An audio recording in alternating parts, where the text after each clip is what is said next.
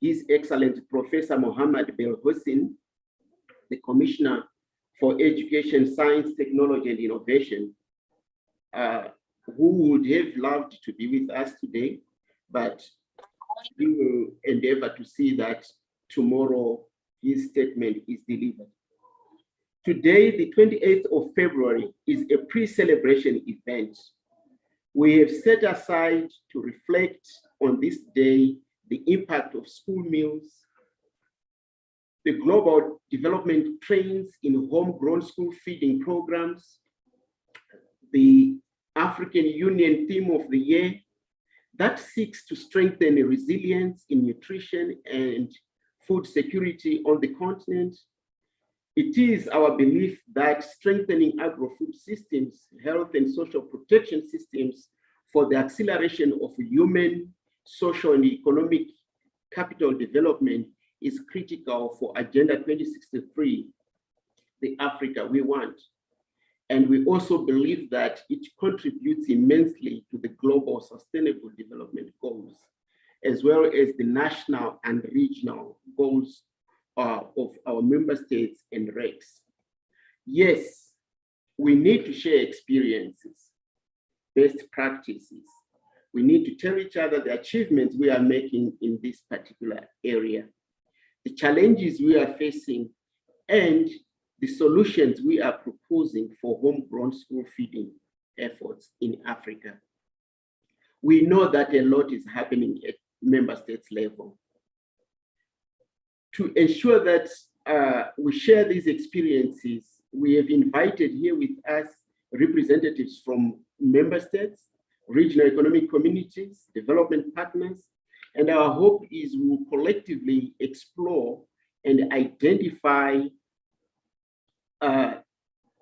strategies to move the program forward so that we actually come out with interventions for a sustainable, impactful program in the continent. We want that program to directly link to nutrition issues, hence the theme of the year, to human capital development, education, and building local economies to reduce poverty and combat hunger.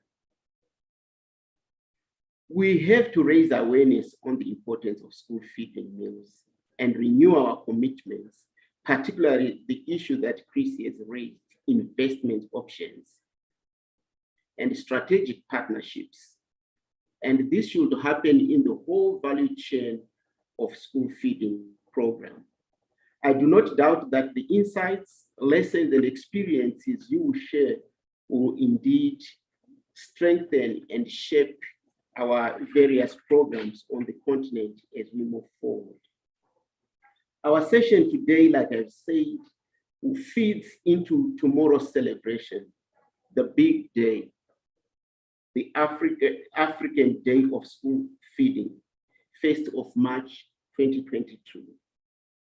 But what is more important to us today is how we will contribute to the outcome of that meeting, the communique that Chris has spoken about. We want the communique to enable us to increase the coverage, to improve the quality of school feeding policies and programs, and to call for increased budget allocations at national, regional, and continental levels. We will also bring to the attention of the AU policymakers the recommendations from this communique. So it's an opportunity for us to raise the importance of this program, the level of development, to cooperation with our partners, but most importantly, to the political level of our member states. Time is now for us to ensure that school feeding brings change on the continent. Let us protect our children's future, our very assets. 70% of African population are under the age of 35. They are in need of all the interventions we propose for them to have access to relevant education. So we need to deal with the crisis we face in the education sector. And school feeding is one of the tools we have to ensure that our children are taken care of. Let us build back better and resilient systems by investing in the learner as we emerge from this COVID-19 pandemic that has severely disrupted education systems, throwing millions of our children, including my own children, out of school. A school meal will make a difference to the life of a child, and that's why we are here. Let us meet again tomorrow for a high-level segment to celebrate together the big day, 7th African Day of School Feeding, recalling the strong political will that exists in this program. The heads of state and government in 2016 took a bold decision on school feeding and hence requested us to celebrate this day. And your presence here is very critical and important if we are to move forward with this program. Allow me to conclude by thanking you all and giving special thanks to the coordinator of the Homegrown School Feeding Program, WFP, a program that is under our Continental Education Strategy for Education, CESA 16 to 2025. Let me take this opportunity to wish ourselves a very fruitful meeting today and also immediately invite you for the big day tomorrow. Thank you very much for your commitment and for your participation. Africa will make it. Thank you. Thank you very much, Mr. Makelani, for your powerful opening statement, during which you laid out the rationale for the Africa Day of School Feeding and why the commemoration of the Africa Day of School Feeding is very, very important for Africa. I also want to thank you, Mr. Makelani, for laying out the expectations for tomorrow's commemoration, as well as the opportunities that will be laid out through, that will be discussed through recommendations and through tomorrow's discussion.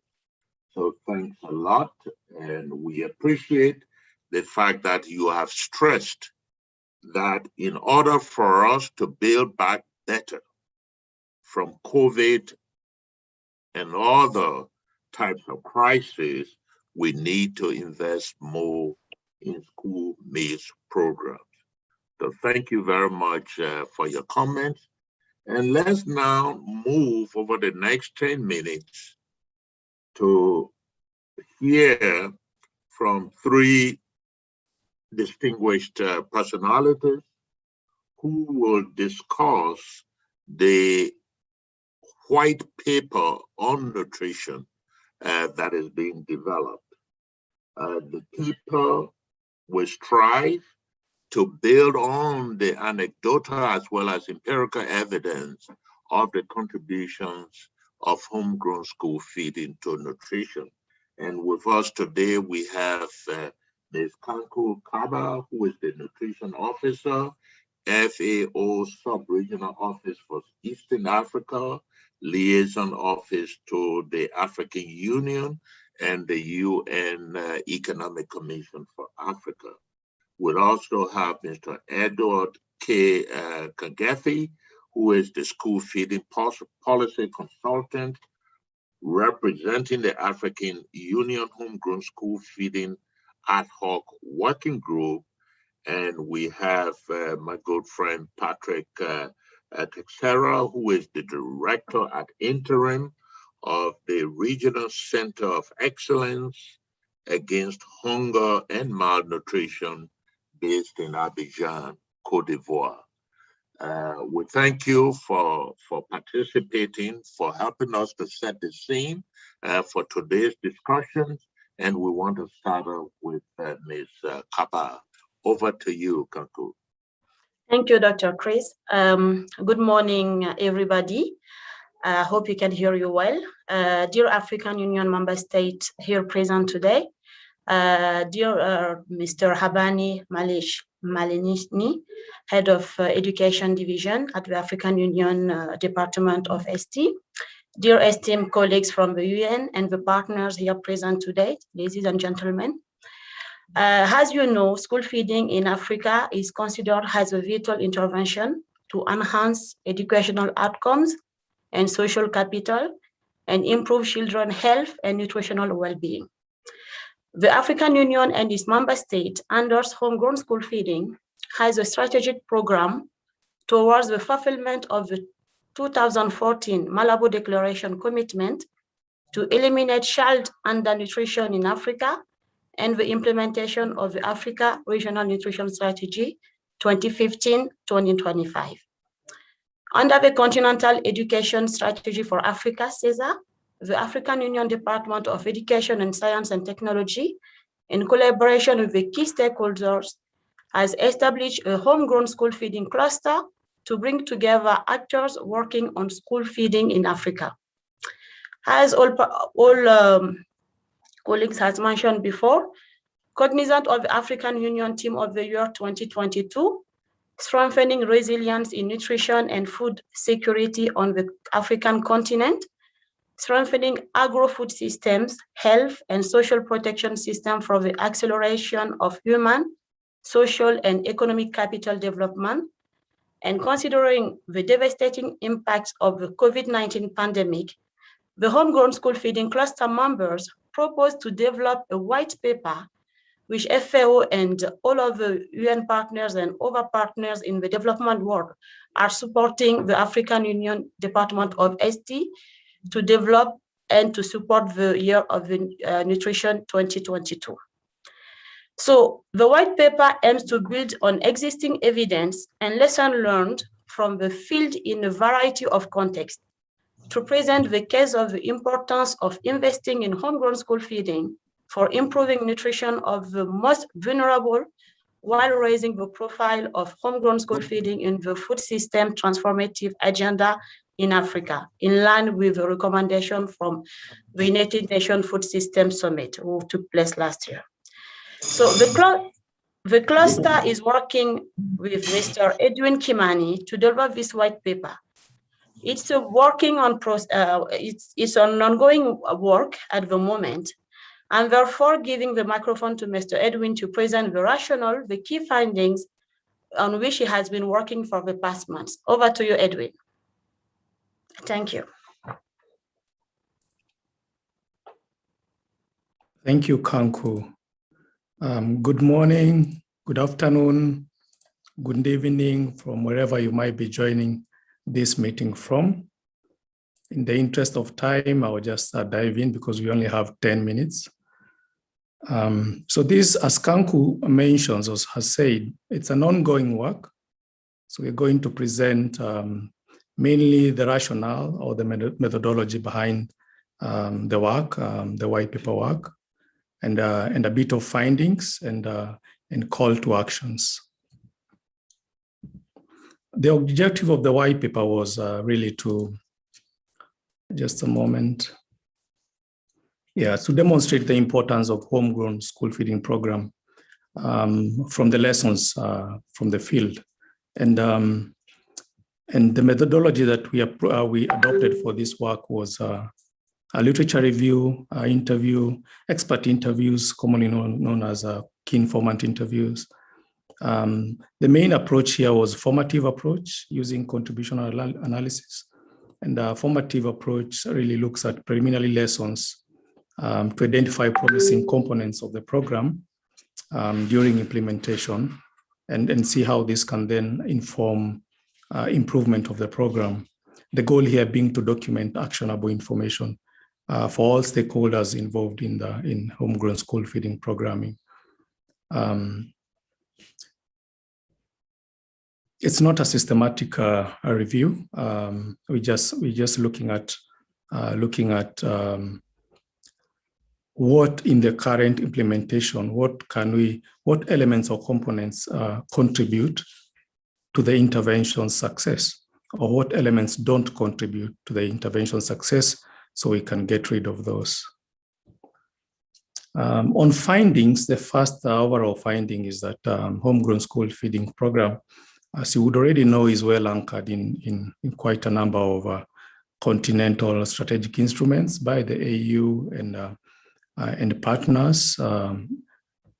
As you see there, we start with the AUC for the decision adoption of the homegrown school feeding decision assembly number 589 that recognizes its contribution to improving access to education and learning outcomes, and in addition to the positive impact it plays in strengthening local and rural economies and food systems.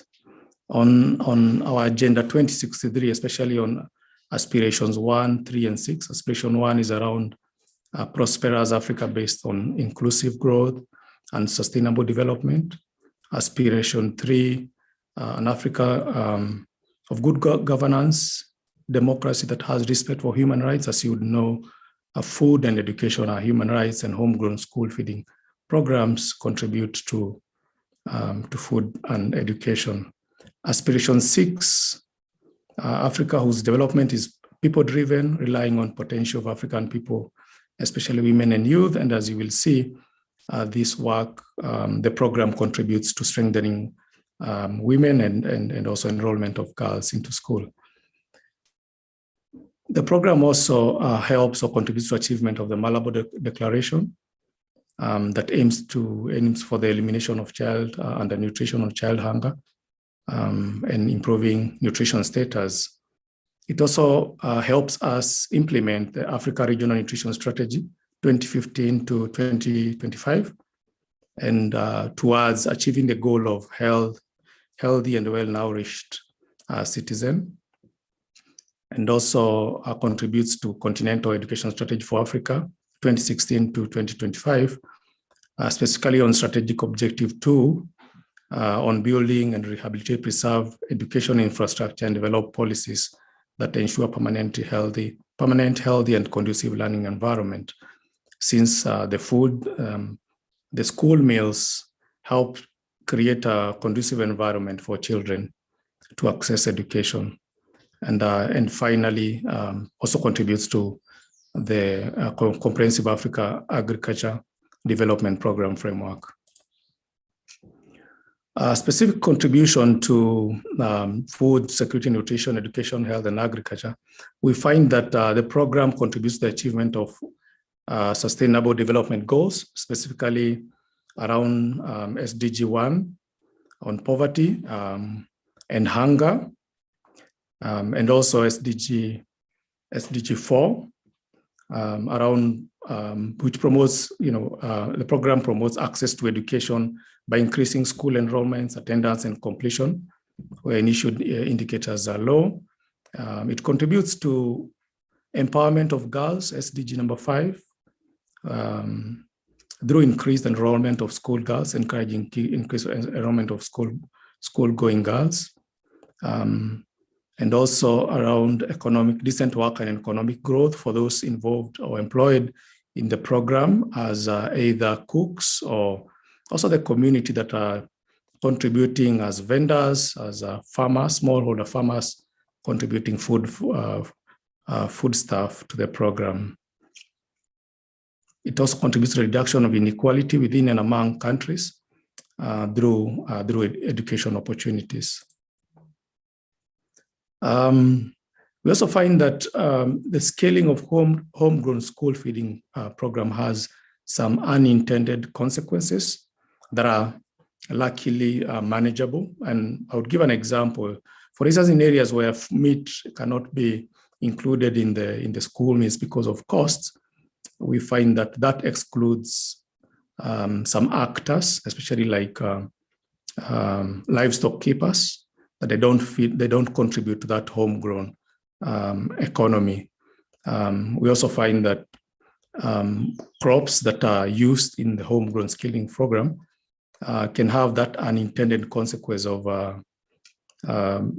leading to the reduction of other crops that are not being bought by the school programs, but crops that are equally important in the public health of the community. But these are manageable consequences. They just need us to pay attention and to know that they can happen in the context. Also, the attribution to nutrition status is confounded by school holidays, food seasonality, where there is a quote unquote adequate food in the households in terms of quantity and quality, and therefore attributing the program to nutrition status in a period like in a year becomes a bit confounded because of those periods when the children are not in school, and therefore the contribution might be, in most cases, being contributed by the meals at home. There's also a little empirical evidence of the effectiveness of the homegrown school feeding program. This means that we need to invest in actual empirical studies to precisely assess for this. It doesn't mean that the program doesn't contribute to food security and nutrition. It means that we just need to document that better. And finally, as any program would have in this magnitude, it has some expected implementation challenges around quality control, vendor welfare, monitoring and evaluation. But these, like I say, are elements that can be well managed. At this point, I would like to stop there and invite Patrick to take you through the call to action from the white paper preliminary findings. Over to you, Patrick. Thank you very much, Edwin, for this very crispy, smart summary you've done of the paper. Remarkable work that is being done. As has been said by Chris and of course Hamdani and yourself, homegrown school feeding really contribution to multiple sectors have been demonstrated, and very strong alignment to what you said, regional, continental framework strategies and action plan. In terms of call to action, next slide, please. I think the global context and opportunities for improving the linkages of homegrown school feeding to what my friend Christo was saying, all the sectors, you name them, health, nutrition, social protection, rural transportation, youth and women empowerment, education, of course, and so forth. So I think it's been noted that we have now a momentum of several mutually reinforcing initiatives that had allowed to highlight the critical role of homegrown school feeding. So the food systems summit that has been mentioned, the nutrition for growth, and very importantly as well, the Global School Meals Coalition, which per se is gathering countries and partners, traditional donors and beyond. So a very inclusive approach really to make sure that critical investments are being made on homegrown school feeding with a view to pushing forward this agenda. Next slide, please.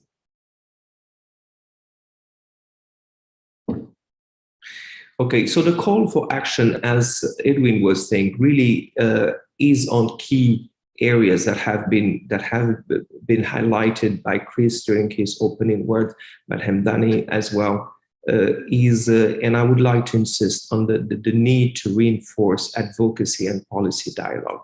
Is really important at this stage where we have competing demands, where we have a perfect storm of shocks, stresses, you name them, high food prices. We have issues of migrations, national extremism, droughts, floods, etc., that have been compounded by COVID-19. Is really important to make sure that homegrown school feeding remains not only a solution, but also a hope for a brighter future. So advocacy and policy dialogue will continue really to be key in making sure that these sectors remain a priority for all.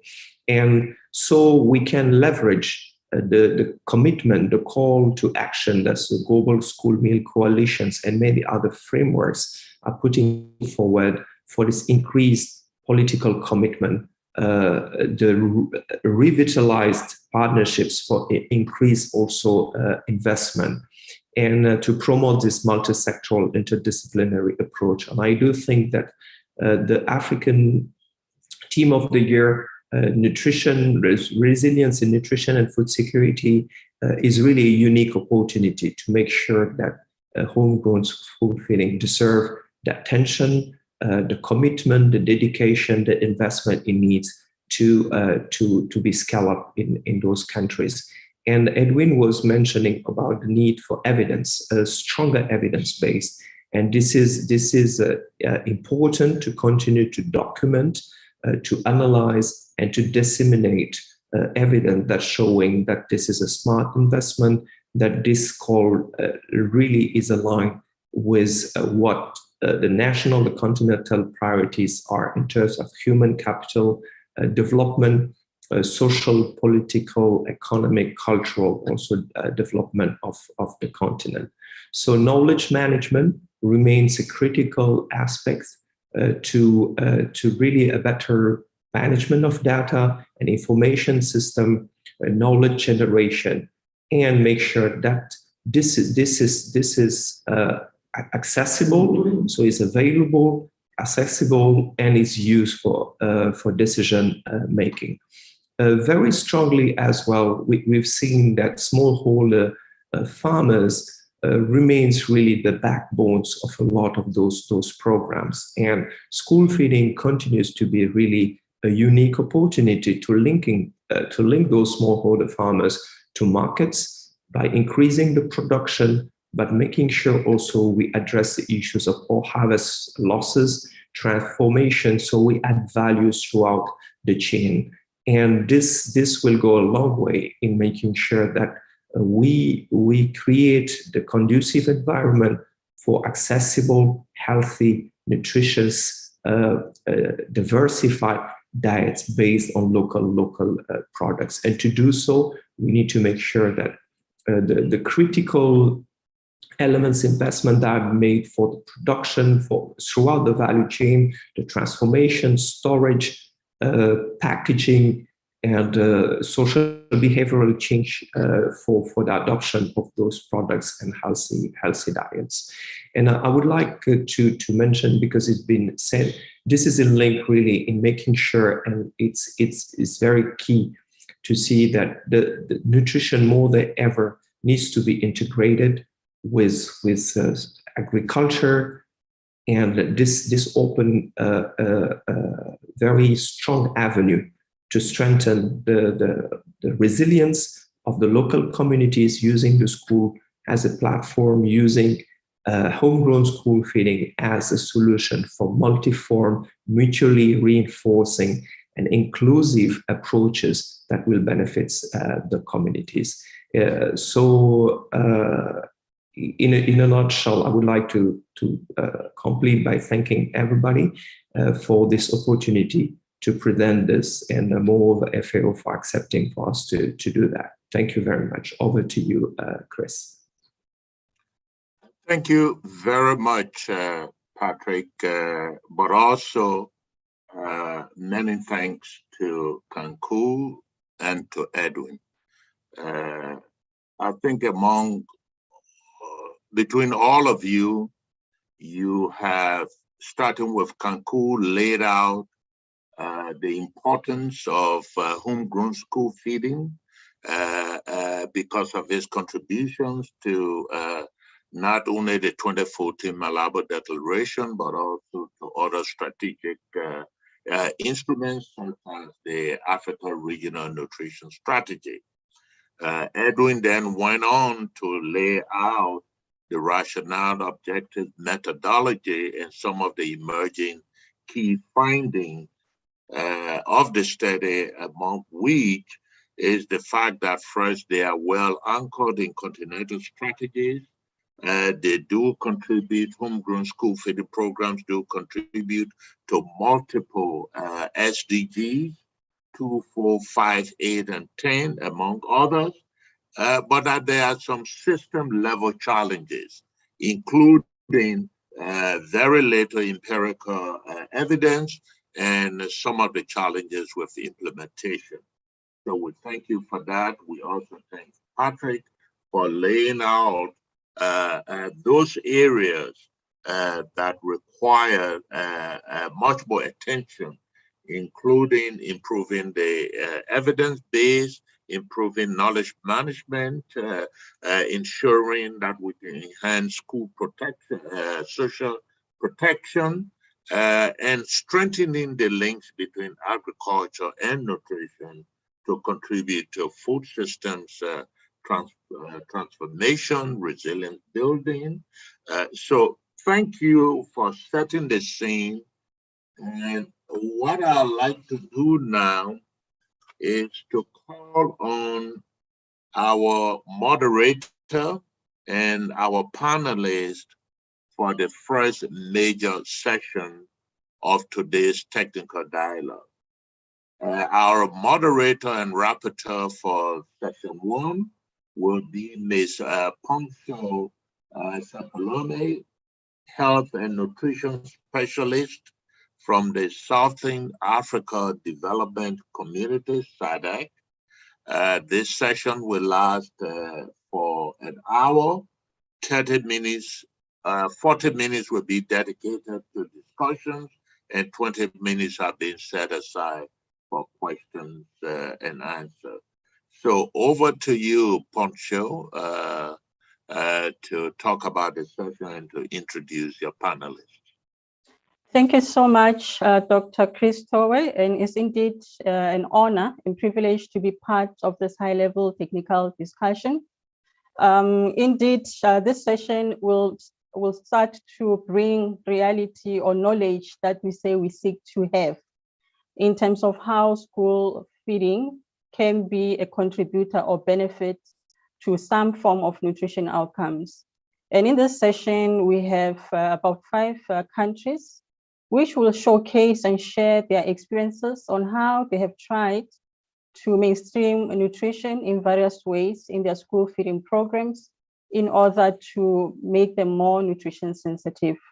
Before I introduce the panelists, I would like to really say I observe all protocols, and just to also remind the participants that they have an opportunity to ask questions after the panelists have made their main interventions. Without necessarily repeating some of the thoughts that were shared by the previous speakers, I think it's important as well to set the scene for this session, just to remind ourselves on the importance of a multi-sectoral approach in the school feeding setting.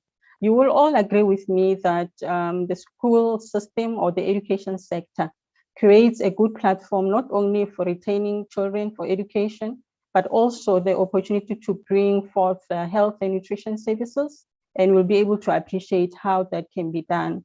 But furthermore, we need to agree that with the opportunity of introducing nutritious fortified foods, we are able to contribute to reduction of conditions like anemia, to improve the micronutrient status of child-going children or middle-aged children in schools. So that is one of the areas that we need to take cognizance of. Most of the speakers have indicated the multifaceted benefits that we can gain from school feeding. And indeed, in terms of tapping into the local economy, local producers, we are able to really ignite and use school feeding as a catalytic platform for the local agricultural producers. So that is one element. But more importantly, not just benefiting the local economy, even the school program themselves, they're able to gain in making sure that good quality fresh foods can reach the table and the program for children to consume those healthy foods. We also have an opportunity to understand how nutrition education can be mainstreamed within the school feeding program, which help shape the eating habits of our children.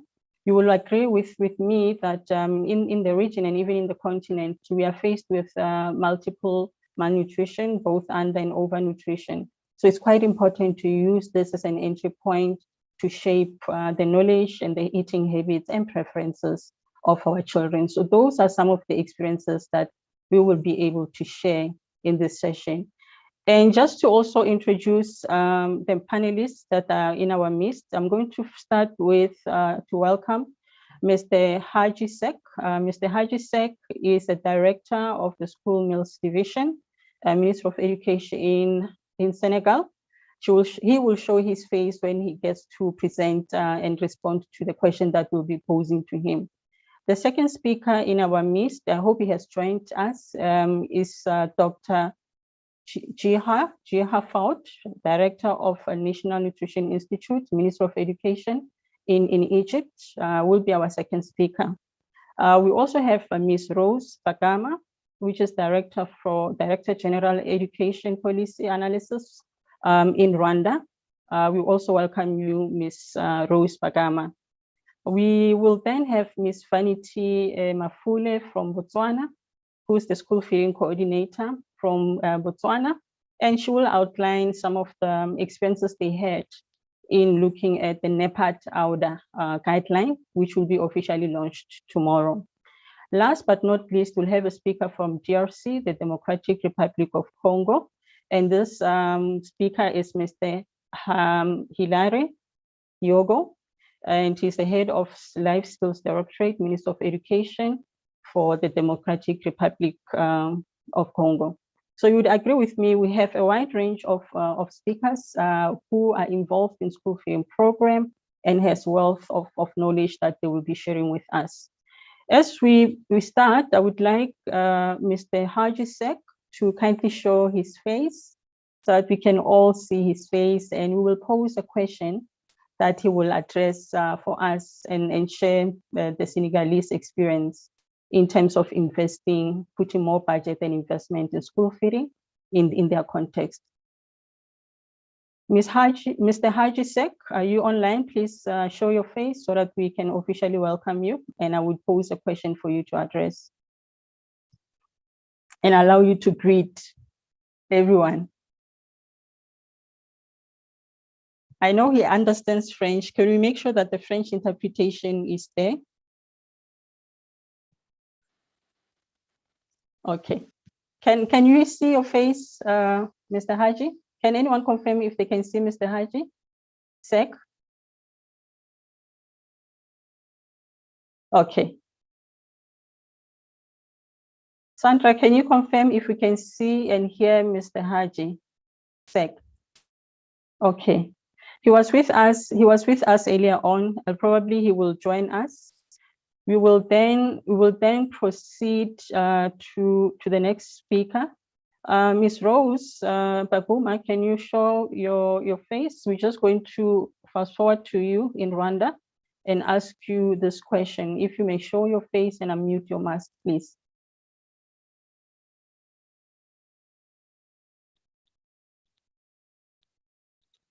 We were all excited to hear experiences from our country colleagues, but now it seems like they are shy to share this wonderful experiences with us. Ms. Rose Bagama, are you still with us? we had Ms. Rose, yes, okay, but we need to hear her voice and see her face.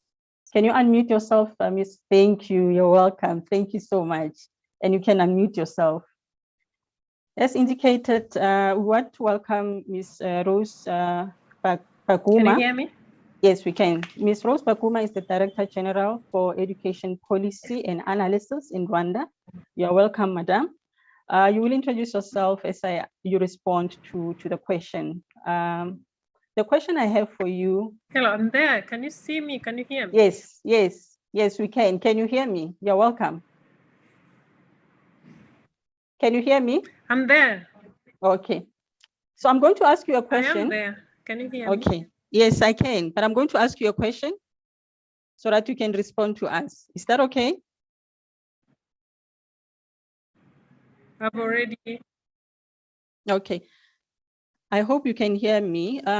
Ms. Rose, Rwanda has conducted a field the nutrient gap analysis, what we call the FNG in country, which is part of the Power of Procurement, project, nutrition project, two very nutrition-focused assessments.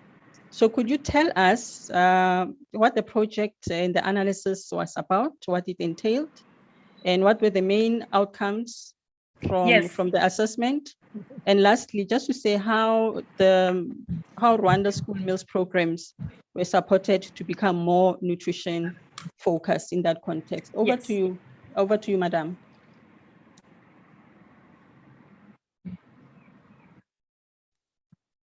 Over to you, you can respond just to share those experiences, Madam.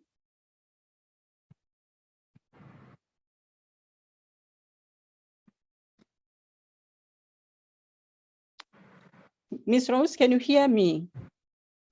Were you able to hear the questions?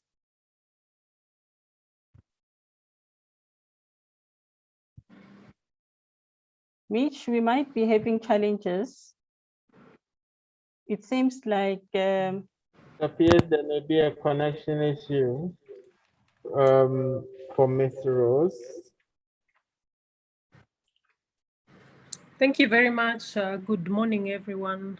Good morning, all protocols served. Yes, I'll continue speaking because I've just realized that there's some delays when you speak and when I speak. So I'll just continue. Let me know if there's any problem. As she said, my name is Rose Baguma. I'm the Director General in charge of Education Policy Analysis at the Ministry of Education in Rwanda.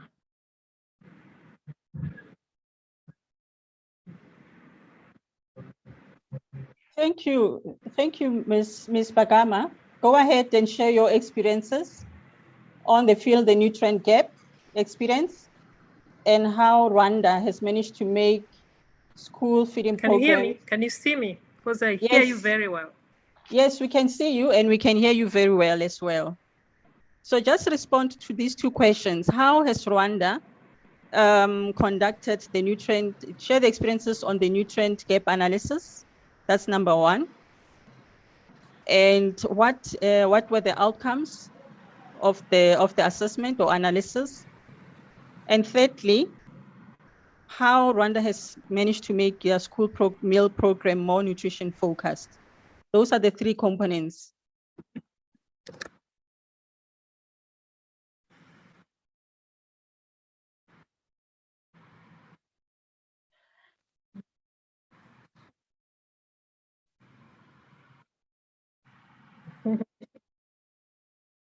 All right, thank you very much.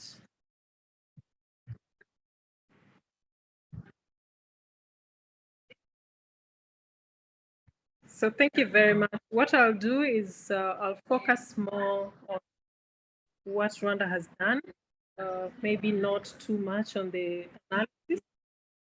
So we started with different programs in Rwanda. That means before 2019, we started with the 1 cup of milk per child that focuses on very young children in pre-primary, focusing on pre-primary and lower primary and school feeding.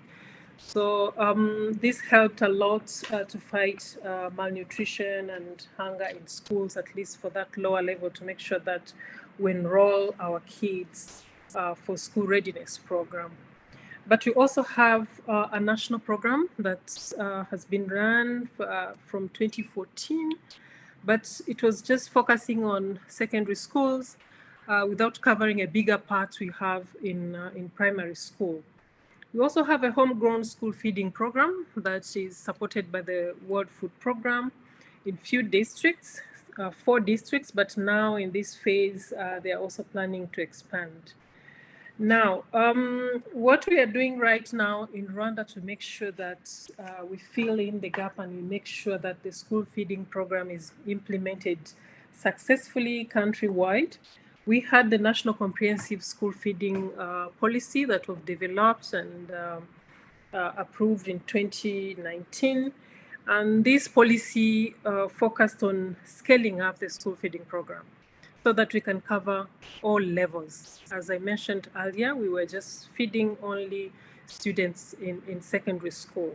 So this raised a very big budget from around 8 billion US dollars to 54.7. So you can see the investment that was put in by the government, and that's only focusing on food stuff. I didn't mention about the infrastructure and other things that are involved in school feeding program. And this also raised the numbers of beneficiaries from around 640,000 students to 3.3 million students or learners from pre-primary to secondary schools that are benefiting from this program. And it took a lot of efforts. It's a massive project where we first had to look at the infrastructure. So I'm talking about kitchens and the cooking materials, the cooking stoves. So we constructed only last year, over 2,600 kitchens for primary schools that had no school feeding program before. And together with the cooking stoves, so we engaged our schools, our polytechnics, our TVET schools in manufacturing these cooking stoves. So manufacturing, distribution, and installation to all these schools countrywide. But again, we worked on the National School Feeding Operational Guideline. I'll also talk about a few minutes later about this. We piloted this on the school nutrition submenu in the school data management information system, so that it's easier to monitor and follow up the progress on a daily basis with our districts and our schools. This went together with the capacity building of the cooks, the storekeepers, our staff in charge of education at district level, at sector level, and at school level. We also had a school feeding model where 100% local purchase in Rwanda. So this is a decentralized model that helps schools to purchase food stuff for schools, for students, that's locally available and more nutritious than purchasing elsewhere. And our model is focusing on a multi-sector approach where we are engaging other ministries and other sectors. Apart from the Ministry of Education, we are working with the Ministry of Health, Ministry of Agriculture, Ministry of Gender and Family Promotion, but also Ministry of Commerce, as we are working also with cooperatives and smallholder farmers to make sure that they get engaged, and at least in the supply chain of foodstuff, they also get involved. So when we are talking about the school, menu modeling, so we did the menu modeling and the meal options that schools will have, at least, even though they don't have the information or the knowledge or expertise around nutrition, but at least we worked with the WFP. So this allows the shift. So we shift the option that provide macronutrient that is on a dense meal. So we are targeting around 50 to 70% of the required nutrient intake that covers at least a third of a daily energy requirement. So this also helps us to identify the best contribution to daily needs of a meal that we have in schools, but also staying within the reasonable range of the government budget. Because in Rwanda, what we do is we have parents' contribution to the school feeding program, but also the government chips in and adds around 40% of the cost of the meal to our students. Another thing that we did is, as I talked about the school feeding operational guidelines, when we scaled up to cover the large part, to cover all students, it was not easy for our schools to cope up and to know what they're supposed to be doing in terms of what kind of meals should they give to children, what kind of procurement methods, budgeting, and all other things that are involved in procurement.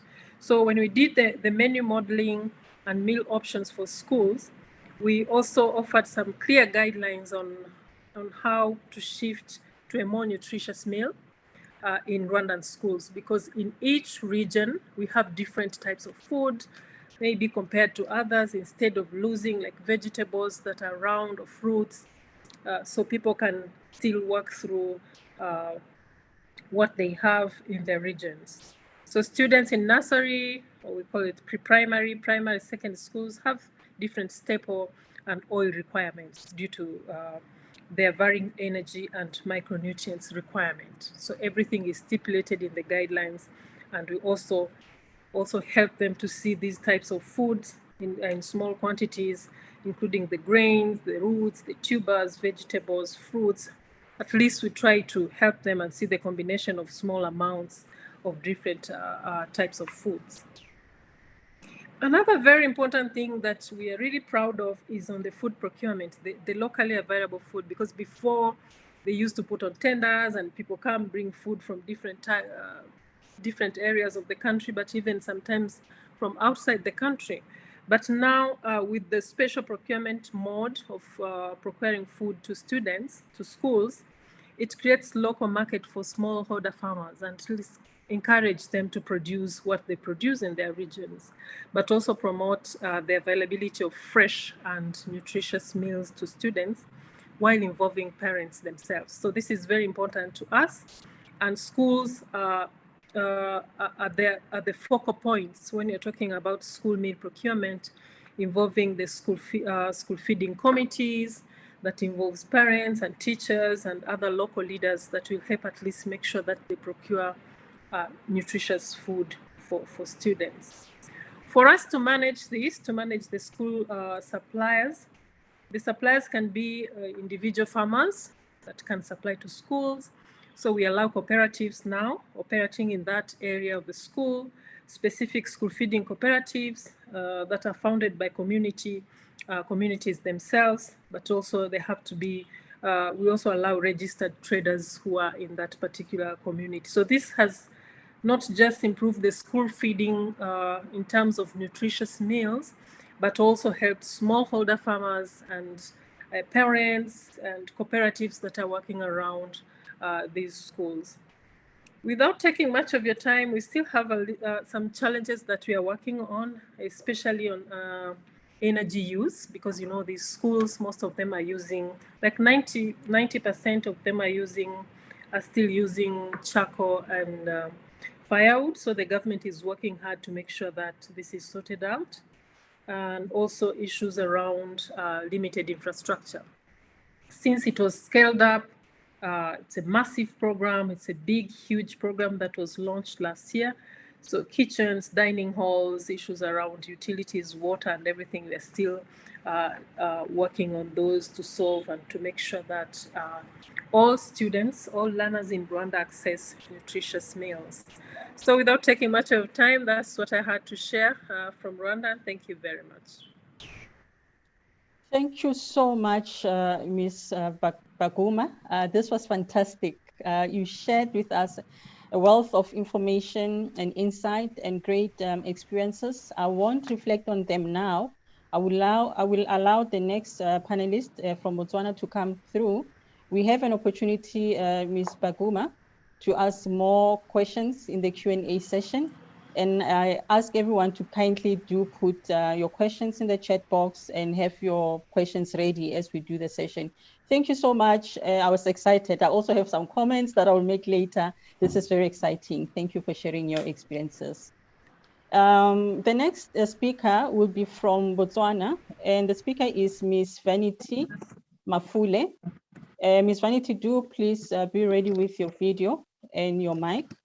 And with Ms. Vanity, we're going to look at how Botswana has been engaged in validating the outer NEPAD homegrown school feeding guidelines, but also just to say we thank them as a member state to be actively involved in that project and process. So we want Botswana, just to confirm, is Botswana online and showing their face before I continue? Thank you, Ms. Baguma. You can switch off your video now, Ms. Rose. Thank you. I can see Ms. Mafule. You're welcome, Ms. Mafule. Thank you, madam. Thank you. So today, Ms. Mafule, you were still saying something. Maybe I. Yes, let me continue. I was saying For today, Ms. Mafule, we would like you to share with us your experience as Botswana on how you've engaged in the process of validating the NEPAD, the outer NEPAD guideline on homegrown school feeding. And just for you to share with us insight on what were the key takeaway messages or from the exercise of validating. What did you get from the census in terms of it being beneficial to Botswana? But the last point is in terms of implementing the guidance, these guidelines once they are launched, how do you see these guidelines enhancing homegrown school feeding programs in Botswana? So those are the questions that I would want you to address, just to share with the participants on your experience and the benefit for the homegrown school feeding guidelines from outer NEPAD. Over to you, Ms. Mafule. Thank you, Madam, and good morning, everyone. I'm Vanity Mafule from Government of Botswana in the Ministry of Local Government. I'll be sharing with you the school feeding program here in Botswana. Our school feeding program started long way back in 1966 under the support of WFP. This was due to the fact that during that time, Botswana was still a poor country, and there were a lot of malnutrition cases in schools and in the health facilities. So WFP and Botswana government made arrangements and agreed to start the feeding program. However, in 1997, WFP, through a long arrangement with the government of Botswana, ceased providing guidance and support to Botswana, So the government of Botswana took over the whole program from 1998. And following that, the government of Botswana made sure that Botswana children do not suffer.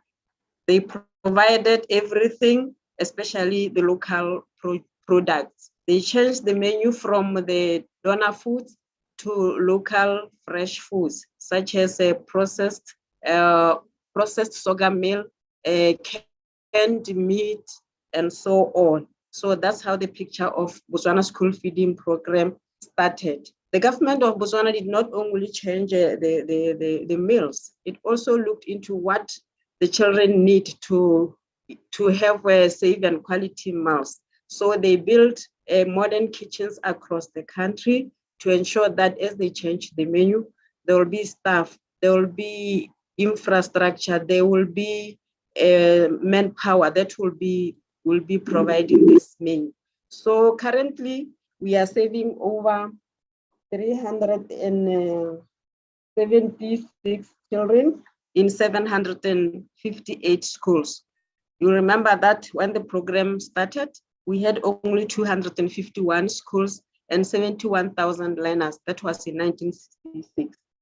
Now, as the program progressed, the government of Botswana made sure that there's no way Botswana children will go hungry. Why? Because school meals enhance classroom attendance. School meals also makes children stay in school, and they also ensure that the children are well fed, the welfare is improved. So besides feeding these children, our government is also having extra mouths to fill, especially those children residing in remote areas. We normally say they are rats children. Those are the children who live in the areas around Kalahadi and other areas, and who come from disadvantaged backgrounds. These children have been getting second meal from 1966 till 2019, when we introduced the breakfast. Now we are giving them 3 meals a day, 3 hot meals a day. The morning meal, that's the breakfast, the midday meal, and the after school meal. This is to ensure that these children don't go back home on hungry stomachs. And even when they come to school in the morning, they don't start the lessons on hungry stomachs. So with that being the case, our country provides quite a lot of local products, starting from the staple foods. We have the sorghum meal porridge, we have the salmon, the local beef, we have the fresh agricultural produce supplied by the farmers during the harvesting season, that's January to March. And we also have fruits and vegetables. We have we have eggs, we have bread, we have peanut butter. Let me just mention a few. That's our package for our primary school children from reception to standard 7. In that case, the government of Botswana ensured that after the review of the program in 2012, we tried to close the gaps such as the deficiency of micronutrients. So we introduced the fruits and vegetables to all children across the country. Our feeding program is fully supported by the government, including the political leadership. Now, coming to the validation of the exercise, we will all recall that Botswana was one of the 12 countries that were identified to, Botswana is one of the 12 countries identified to pilot the homegrown school feeding guidelines that are meant to address the needs and growth of the local small farmers while providing nutritious meals for pupils and improving enrollment and retention in schools. From the exercise, Botswana learned a lot. That the exercise, sorry,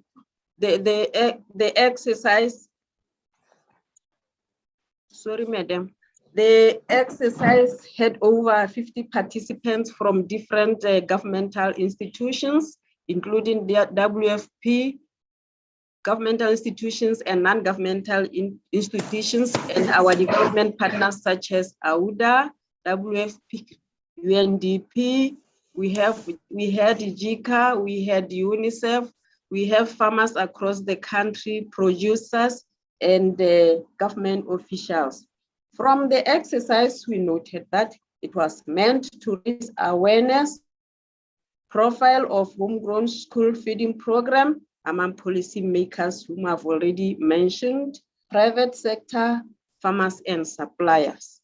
And we also learned that there are ways of strengthening the overall value chain within the framework, the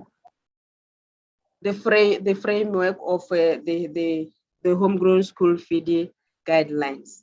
The exercise also helped us identify gaps and challenges in a way of improving the program delivery and impacts on targeted beneficiaries. We also noted that even though we have been having quite a big number of suppliers and farmers in the feeding program, the homegrown school feeding program will help us more to link more with the agricultural programs and opportunities for collaboration. In Botswana, we have quite a number of schemes. We have young farmer schemes, we have East Part, you mentioned them, but all these schemes from that workshop, we learned that they can do a lot for the feeding program in Botswana and create more jobs for Botswana, particularly the youth and the women.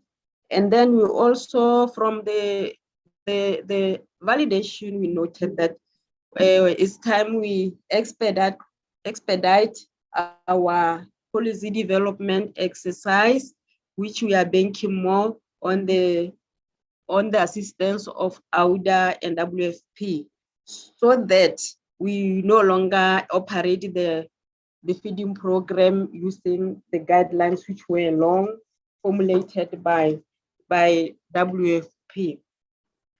And also from that, we learned that Botswana's feeding program has quite a number of successful stories to share with you people.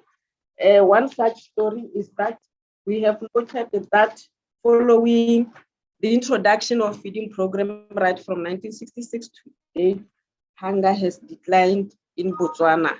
And with recent changes it has significantly gone down amongst school-going children. We have also been successful in addressing the micronutrient deficiency in the school meals that has been lacking across the country. We also have regulatory food label standards, both nutrition and safety, to provide safe and quality meals for Botswana children. And then all those with expertise and responsibilities in nutrition work together with our government. We have committees made up with our academia, ministries, office of the president, UNICEF, Botswana, and the WFP out there. We have also been successful in having cross-ministry working place we have also been successful in having cross-ministry working groups in place. These groups are there to steer the feeding issues, to direct and give people feedback as and when they need it. There's also multi-stakeholder platforms to communicate, evaluate, and share best practices in our country.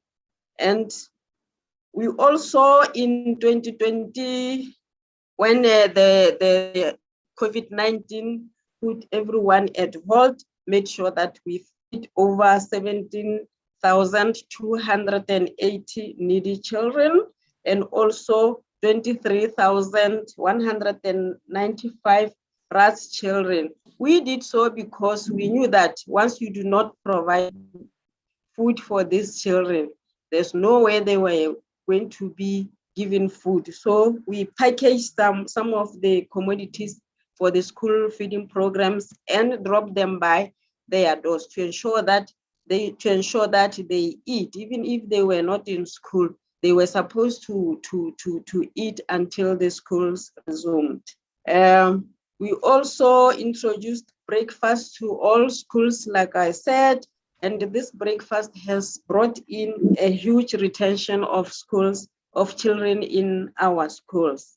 We also have modern kitchens in most of our schools. We no longer use wood. The government provides gas, yes, for the primary school to cook the meals. And in some areas, electric stoves are being provided. So with that, Madam, I would like to say that we are very proud to say that Botswana government is really committed in feeding Botswana children and ensuring that they get the right meals. Now, with the coming of the guidelines, it is our belief that once we get them finalized, a lot of Botswana are going to benefit, not only from providing what food. There are going to be job creations. There are going to be more farmers and so on. So that is our hope, that is how we are going to benefit from. Thank you. Thank you so much. Thank you so much, Mema Fule. You'd agree that 5 minutes is never adequate to share the experiences. And I thank you so much. I did learn a lot, and we'll reflect towards the end of the session on what messages we got from Botswana. Thank you so much, Ime. I can see Mr. Yogo was also anxious to start, and I would like to ask Ms. Mafule to switch off the video as we welcome Mr. Yogo. Bonjour, comment ça va, Mr. Yogo? Can you please show your face? Can you switch on your camera and unmute yourself? I hope you won't have a lot of delays because Mr. Yogo will, thank you, you're welcome. Mr. Yogo is the head of Life Skills Directorate, Minister of Education in DRC. Bonjour, monsieur.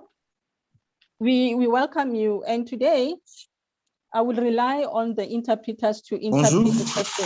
c'est Hilaire Yogo, je suis directeur chef des services à l'éducation à la vie courante au ministère de l'enseignement primaire, secondaire et technique en République démocratique du Congo. Thank you so much. I will ask this question to you, Mr. Yogo, so that you just share the DRC experience with the participants, with all of us.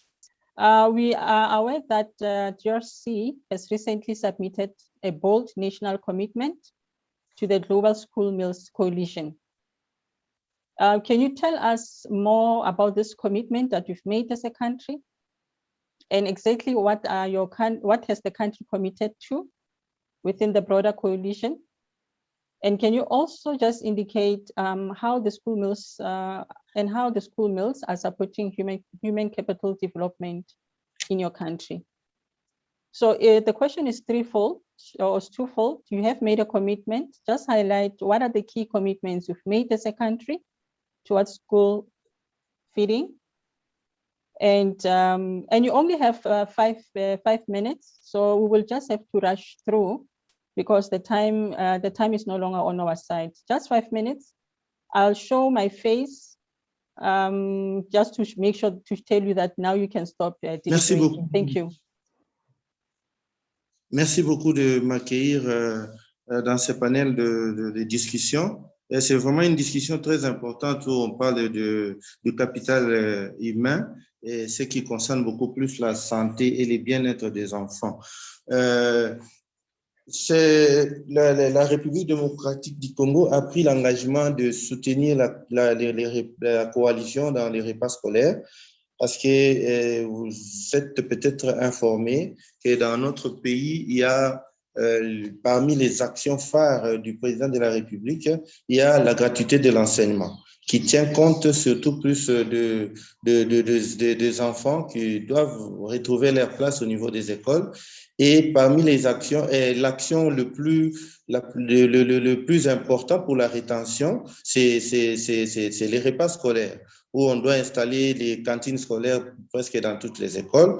Mais compte tenu de l'étendue de la République, nous avons quand même partagé certaines expériences beaucoup plus avec le programme alimentaire mondial qui nous a accompagnés plus de 2 décennies, où nous avons pris quelques écoles phares où cette expérience a été partagée. Et même les études ont été faites dans d'autres pays pour voir comment ça se passe pour que nous puissions capitaliser ça dans notre pays. Et c'est dans cette optique que le pays fait des efforts pour qu'il soit aussi un modèle dans la région et aussi faire une promesse à la jeunesse afin de les accompagner dans les achèvements de cours. Et aujourd'hui, avec les repas scolaires et la gratuité de l'enseignement primaire, nous avons les effectifs des écoles ont presque triplé ou doublé, où on voit beaucoup d'enfants et on doit leur offrir quand même certaines habitudes alimentaires, certaines habitudes sanitaires pour que les enfants puissent évoluer dans un environnement très sain. En augmentant cet accès à l'école, on augmente aussi l'accès à l'éducation et aux services de santé et de nutrition en élevant les élèves, les enfants à une meilleure expérience et mieux éduqués. Le chef de l'État met beaucoup plus l'accent sur ça et nous croyons fermement élargir ces programmes et cela soutiendra vraiment le développement du capital humain.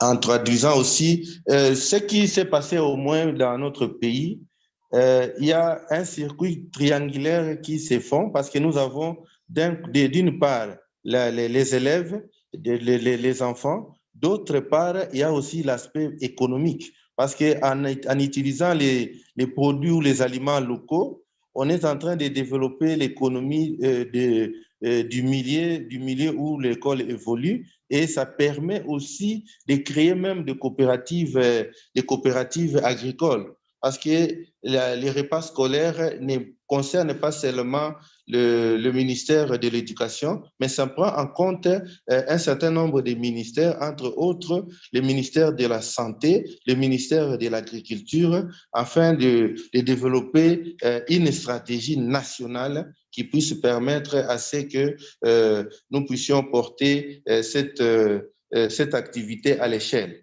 Et il y a encore beaucoup de choses à faire, mais depuis 2020, les pays, dans le budget national, on a une ligne budgétaire qui concerne effectivement l'alimentation scolaire. Cela peut permettre à ce qu'on puisse élargir, mettre à l'échelle les repas scolaires et pour avoir beaucoup plus d'enfants au niveau de l'école.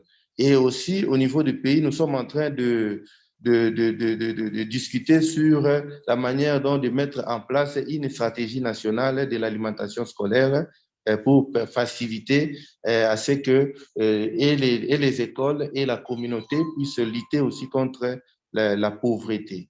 Et cela aussi nous permettra aussi d'entrer en contact, parce que si nous prenons l'alimentation scolaire et que nous faisons ça d'un sujet multisectoriel, ça nous permettra au moins à chaque niveau de parler un peu de l'alimentation scolaire et de s'occuper du bien-être de nos enfants.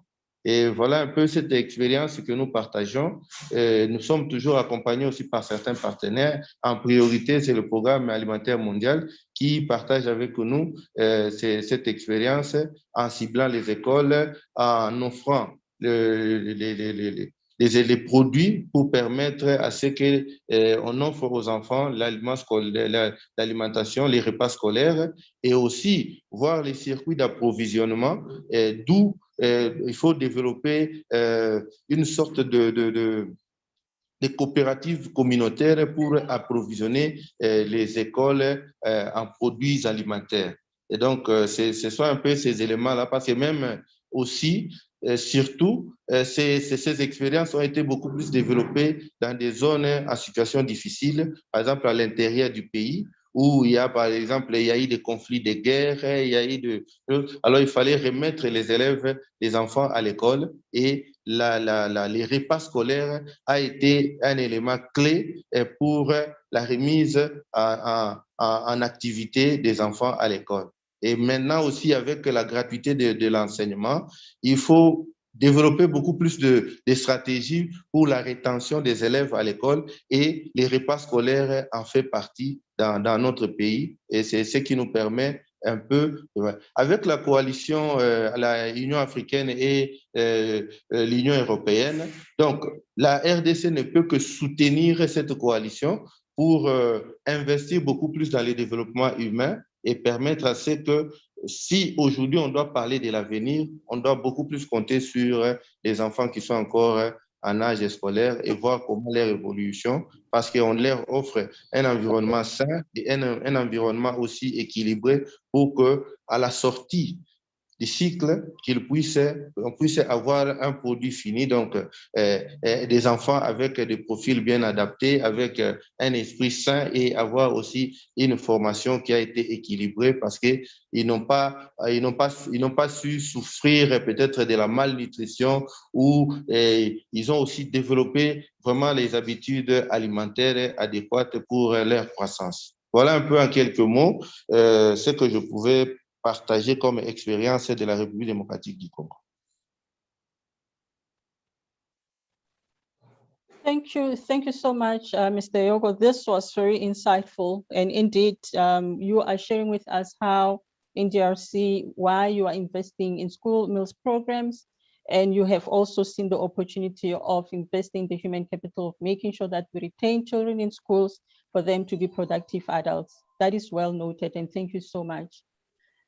I will need to be guided because we have run out of time, and I've seen, I see Egypt is online. Merci beaucoup. Thank you. I see Egypt is online, and we can only, maybe Sandra, you can guide if we can go ahead. We only have 2 minutes for you, Prof. You're welcome, Prof. Hi, welcome. Yes. 2 minutes only, not 5? I thought that is 5. We are delayed. We are behind schedule. So we will allow you, but then I will try. I will try. Yes. To and then see then we're going to skip the questions. So the questions can be Yes. asked on the chat box, and then can be responded to on the chat box. Okay, go ahead, Prof. Okay. Thank you. Hello, I am happy to be with all of my colleagues to present our experience in Egypt for development of our reformulation of the school feeding program. As we all know, nutrition and health status are powerful influence in child learning. School feeding program in Egypt started in 1998. But we have many problems faced before with the school feeding problem as regards the coverage. It's only covered 100 days, and not all schools in Egypt in rural and urban area are covered. Besides, we have indicator not good as regards malnutrition, as we face malnutrition, overlap of malnutrition, anemia, short stature, and obesity in under 5 and also in teens. So we proposed and start reformulation of the school feeding program in Egypt to cover all the days of the week. And we developed a huge factory to develop the meal in one place, all the process and the transportation with supply chain safe and with good quality.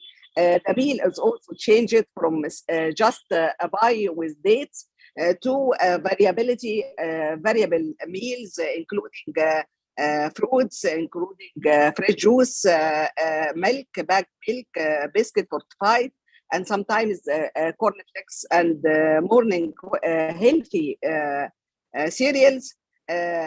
Also sometimes sandwich with cheese. Many items start to present. This caused the government to raise the fund to the budget to the 8 million Egyptian pound. Also, during our process, we do many awareness campaign with WFP in Egypt Governorate School for the parent, for the teacher, to raise the importance of the school food feeding program and school feeding meal for the children. We held also a special workshop with collaboration with WFP, WHO, and UNICEF to develop assessment tool, have 42 indicators to assess the coverage, the safety, the availability of the school feeding every day in the school to help us to guarantee quality of the program and the continuity.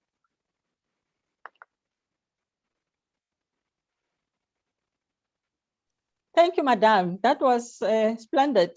It was within less than 5 minutes. Thank you so much, and apologies for rushing you. But we did get the message of the importance of investing in school nutrition, school feeding programs, but also increasing variety to meet those needs is quite important. More investment, it's key.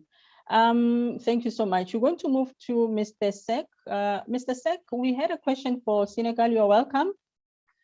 We are just going to focus. We're looking at the time. We're going to thank you. We're going to focus on one key question. We understand that Senegal has increased budget and more commitment towards school meals programs. So the question I have is, why did government of Senegal decide to increase the budget for this program? And how has this increased commitment contributed to the human capital development in Senegal? Those are the two questions. Why have you managed to increase the budget? And how has it benefited? Thank you. Merci beaucoup. C'est pour moi un honneur de participer à ce panel au nom du ministre de l'Éducation nationale empêché. Cette rencontre dans le cadre de la célébration de la 7e édition de la Journée africaine de l'alimentation scolaire. Au passage, nous remercions nos chefs d'État qui ont eu cette belle idée de créer un espace de partage et de dialogue pour un peu renforcer les programmes d'alimentation scolaire dans nos différents pays. La question qui est posée pour le Sénégal est une question importante dans la mesure où depuis 2019, 2009, j'allais dire, le Sénégal a porté comme priorité l'alimentation scolaire en créant d'abord la division des cantines scolaires qui est rattachée au cabinet. Cette décision vient tout simplement matérialiser toute l'importance que le Sénégal accorde à l'alimentation scolaire. Et depuis lors, plusieurs actions ont été menées. Je veux citer la position qu'occupent les cantines dans les différentes politiques éducatives, mais également dans les différentes politiques sociales, telles que la stratégie nationale de protection sociale, le programme stratégique multisectoriel de la nutrition, le programme du secteur de l'éducation. Bref, en fait, dans toutes les politiques aujourd'hui, sociales comme éducatives, la question des cantines scolaires est bien positionnée.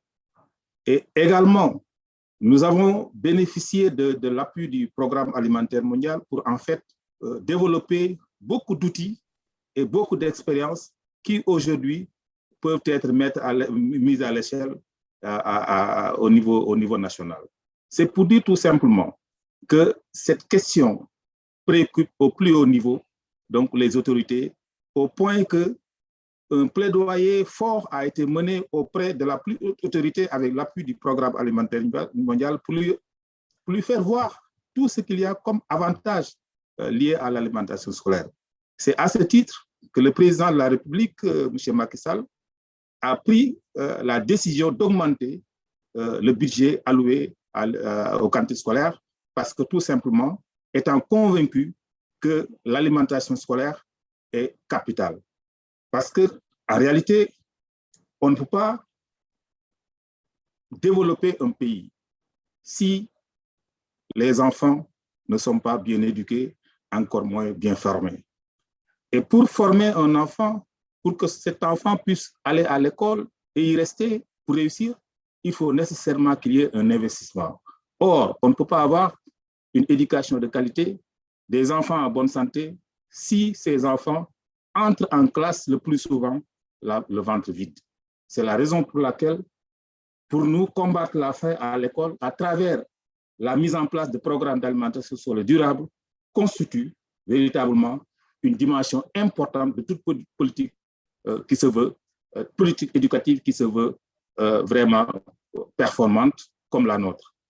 Et aujourd'hui, avec ces moyens qui sont vraiment renforcés, nous allons pouvoir, en plus des 253 000 enfants qui bénéficient aujourd'hui de ce programme, on va encore ajouter plus de 107 000 autres enfants avec tout ce que cela comporte comme mise à disposition de fonds, mais également la mise en contribution des communautés pour que ces enfants puissent véritablement bénéficier de repas sains et nutritifs. Aujourd'hui, je pense que nous avons tous compris l'importance de l'alimentation scolaire en termes d'accès, en termes de maintien, mais également quand elle est liée à la production locale, les cantines scolaires constituent une opportunité d'affaires. C'est tout le sens du home ground school feeding, l'alimentation scolaire basée sur la production locale. Je pense qu'aujourd'hui, l'alimentation doit être vue comme uniquement une intervention du point de vue scolaire, mais également c'est un moteur de développement au niveau local. Et je pense que si aujourd'hui nous voulons atteindre l'Afrique que nous voulons, une Afrique où tous ces enfants seront bien formés et bien éduqués pour qu'enfin les retombées soient des retombées de paix, mais également de prospérité, il nous faut véritablement regarder les points qui sont souvent négligés dans nos politiques. Parce que très souvent, je dirais que l'école a été très souvent caporalisée par la pédagogie. On pense tout simplement que l'école, c'est l'affaire des pédagogues. Alors qu'aujourd'hui, on s'est rendu compte que l'école, ça doit être l'affaire de tout le monde. Et je pense que c'est à ce niveau aujourd'hui au Sénégal, on a mis en place ce qu'on appelle un groupe multisectoriel. Parce que pour que les cantines puissent marcher, il y a la part de l'école qui consomme. L'école consomme, mais il faut assurer la disponibilité à travers la production. Donc, dans ce cadre, nous avons véritablement mis en cohérence toutes les politiques éducatives, mais également tout ce qu'il y a comme aspect lié à la production. Je pense qu'aujourd'hui, si nous maintenons cette dynamique, parce que ce budget qui est augmenté cette année va l'être pour les années à venir. Aujourd'hui, nous avons juste 1 milliard, mais les années à venir, c'est 3 milliards, 4 milliards. C'est un programme présentiel qui va durer pendant 5 ans. Et dans cette mise en œuvre, on va véritablement aller vers un lien fort entre l'État du Sénégal et le programme alimentaire mondial qui va véritablement nous permettre d'aller petit à petit vers un transfert donc, de ce programme à l'État du Sénégal. Je pense que pour terminer, nous sommes convaincus que l'investissement sur l'homme à travers l'éducation et la santé est la meilleure garantie d'un développement durable. Car sur les autres, et nous ouvrent la voie du développement. Je vous remercie. Merci beaucoup, Mr. Sek. Thank you so much. May I also remind the speakers to please look at the question and answer chat, the box, so that they can respond to the questions that have been raised. We won't be able to have live responses on this platform, but just for you to type them in. As we conclude the session, I would really like to thank the speakers, the speaker from Senegal, speaker from Egypt, speaker from Rwanda, speaker from Botswana, and speaker from DRC. You really did a commendable job in sharing with us your experiences and how the multisectoral, how you can have a multisectoral approach and mainstream elements of nutrition in school feeding programs. We've learned a lot. We thank you. I'm just going to share with you the key reflections and messages that I'm taking with from this session. Just 4 points because we don't have enough time. The first one, still on the importance of multisectoral approach to enhance the outcome of, or the nutrition outcome, which is yet to be measured. I was also interested to learn that when we talk of multisectoral approach, we need to even go outside the norm, like the Rwanda example of including gender and commerce. Gender, we agree that the caregivers and in terms of women who will be engaged in school feeding programs are able to influence some decisions back at home in terms of healthier options at home. So that continuum of healthy eating can be taken back home beyond the school feeding, but also gender in terms of economic empowerment of all the genders, women especially, that will be involved in the supply chain. That was one message that I got from this. But also still on issues of involvement of community. There was a good lesson that we are taking from home, from Rwanda as well, is parents' contribution and ownership by the community. Let this not be only government-led or donor-driven, but parents need to contribute and have that ownership. And with that ownership, we can sustain the program, but also build that resilience and capital investment that we're talking about. So more interest is also raised on how do we get parents to contribute, and we can get more lessons from Rwanda, and this is what I got from the presentation.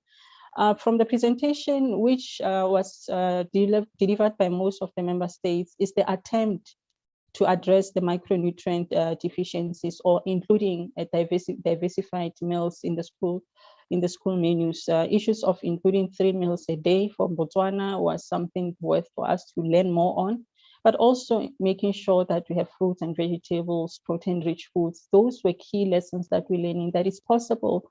But the how part is that we need to really unearth, and maybe we might need to even have budgeting tools that can help us to make sure that as we input this variety of foods, we are able to look at the budget and budget within whilst we look at the nutrient requirements of our target population. The third element, which was also key, is we learned that having school feeding program not alone is not adequate, but we need to include standards like for labeling.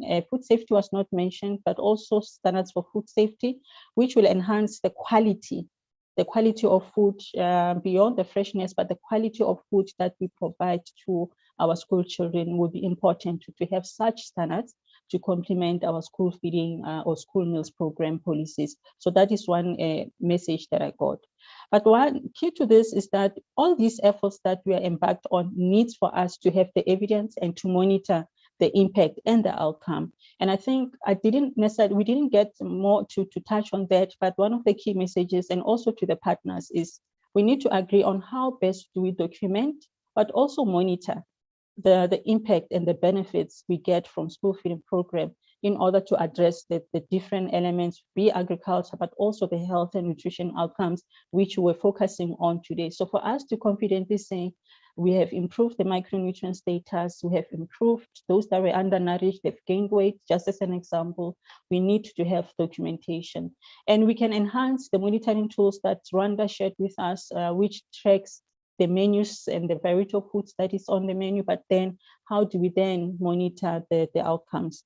The last but not the least is that investment by government is key, it's important. And we've seen how all the governments that presented here, how they've made commitments and they've actually added the budgets and investment. And that has been something that has helped for us to reach more children and to make sure that more children are retained in school and they're able to become productive adults in the future. And this is how we want to shape the human capital narrative in respective countries, but also in the continent and in the regions. With that being said, I would like to thank and close this panel discussion and bring it back to Dr. Christo for you to take over. I thank you so much for the opportunity.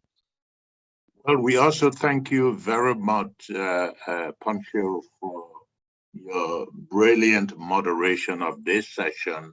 And we want to thank each and every one of the panelists for bringing out some of the essential elements of what it means for a government, for a country to execute, to design, to implement, and to put into place the enabling environment for an effective national school feeding program.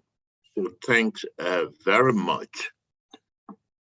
We will take a very short break, during which I would ask Major Seth Owusu to please play the Rwanda video. So instead of all of the video, let's play the video from Rwanda because we are running out of time, so that we can then quickly come back and start with the second main session. So let's take a short break now for about 3 or 4 minutes. Allow Mitch to show the video, and then we'll quickly come back and start with the second panel discussion. Over to you, Mitch.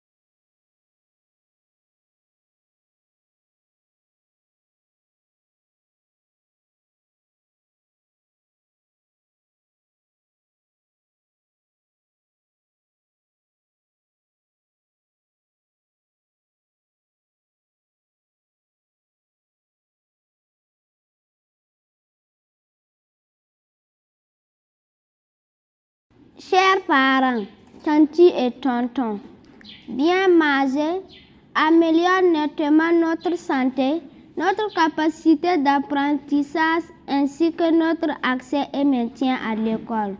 La belle initiative de Papy Rock de nous assurer au moins un repas équilibré par jour va nous permettre d'apprendre les bonnes pratiques culturelles à travers les jardins et les champs scolaires et de sortir du primaire avec des connaissances en agriculture, en jardinage et en élevage, de bénéficier de bons menus variés préparés à base de produits locaux, d'être motivé et assidu à l'école, de bien manger en vue d'être en bonne santé pour mieux apprendre et réussir notre autonomie dans la vie, de bénéficier de meilleures conditions de vie de nos parents qui sont des petits producteurs locaux. Chers parents, combien d'entre vous n'ont pas bénéficié et apprécié les bons petits déjeuners et goûters servis dans les réfectoires des cantines scolaires qui motivaient votre permanence à l'école. Pour nous les enfants,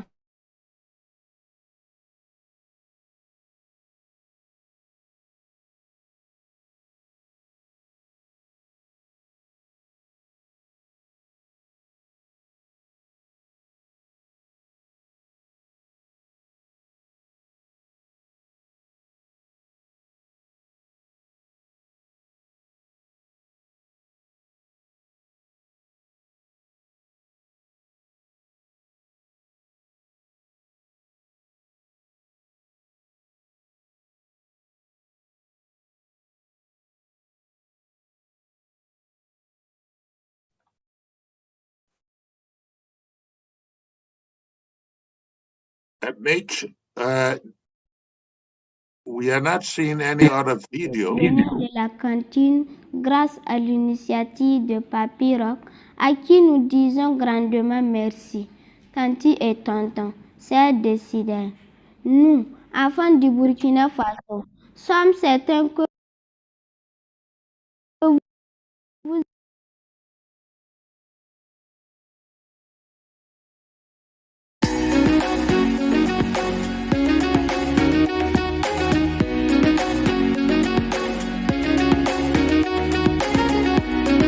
In addition to cooks, we have parents who are farmers.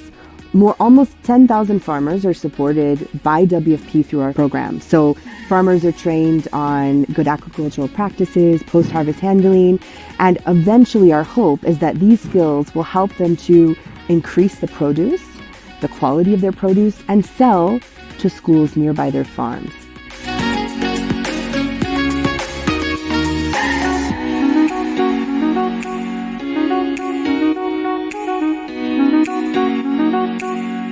Reba mbonekereza numva abanyeshuri bose babona ibiryo bitaraza barivagamo ngo kubera inzara y'ibiryo bagasinzira ntibakurikire amasomo.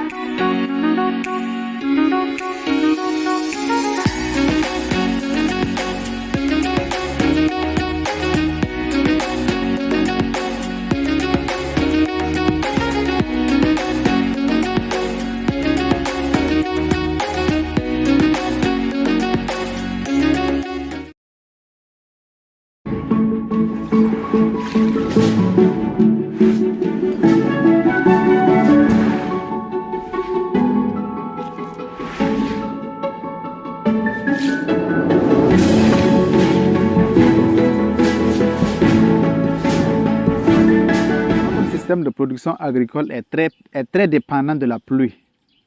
Et nous souffrons beaucoup à cause des problèmes d'eau. Mais avec ce modèle d'exploitation, nous avons une maîtrise totale de l'eau et cela nous permet de réaliser au moins 3 cycles de production au cours de l'année. Cela contribue à résoudre la non-disponibilité des produits sur les marchés au niveau national, toute l'année durant. Avec ce modèle, nous sommes dans la bonne dynamique de la résilience, de la sécurité alimentaire et nutritionnelle et augmente nos revenus. Le modèle d'exploitation est intégré. Nous produisons sur ce modèle le maïs, le nébé, le tomate et le chou. En ce qui concerne les animaux, nous avons la volaille, les caprins, les jovins et quelques bovins. Les principaux débouchés pour l'écoulement de nos produits seront les cantines scolaires de notre localité que nous approvisionnons régulièrement durant toute l'année scolaire. Nous pouvons affirmer que l'initiative présidentielle constitue une opportunité pour l'écoulement de nos produits, car le président du Faso a pris à bras le corps la question de l'alimentation des élèves et même donné l'ordre que les menus des cantines scolaires soient préparés à base des produits locaux. Produisons burkinabé, consommons burkinabé. Cette initiative présidentielle est à saluer. Elle constitue une très bonne opportunité pour l'écoulement et facilement de nos produits. Elle contribue à améliorer l'alimentation de nos enfants scolarisés, vu qu'ils mangeront des produits sains et nutritifs qui améliorent leur performance à l'école. Nous voyons que ce modèle de production agricole est très innovant et résilient. Cela comporte beaucoup d'avantages à nous entrepreneurs agricoles. Pour faciliter l'adoption de systèmes de production agricole, nous avons créé des alliances productives avec les autres producteurs de la localité. Donc, pour leur permettre de constater la performance de ce type de production et y adhérer. Cette adhésion est facilitée grâce à une forte subvention à hauteur de 80 à 90% pour la réalisation. Nous invitons les partenaires à soutenir cette initiative présidentielle pour le bien de nos enfants. Food for Education is an organization that uses data and technology to streamline the process of delivery for nutritious, high-quality, low-cost school meals to public primary school children in Kenya. We ensure that we use local sourcing, central production,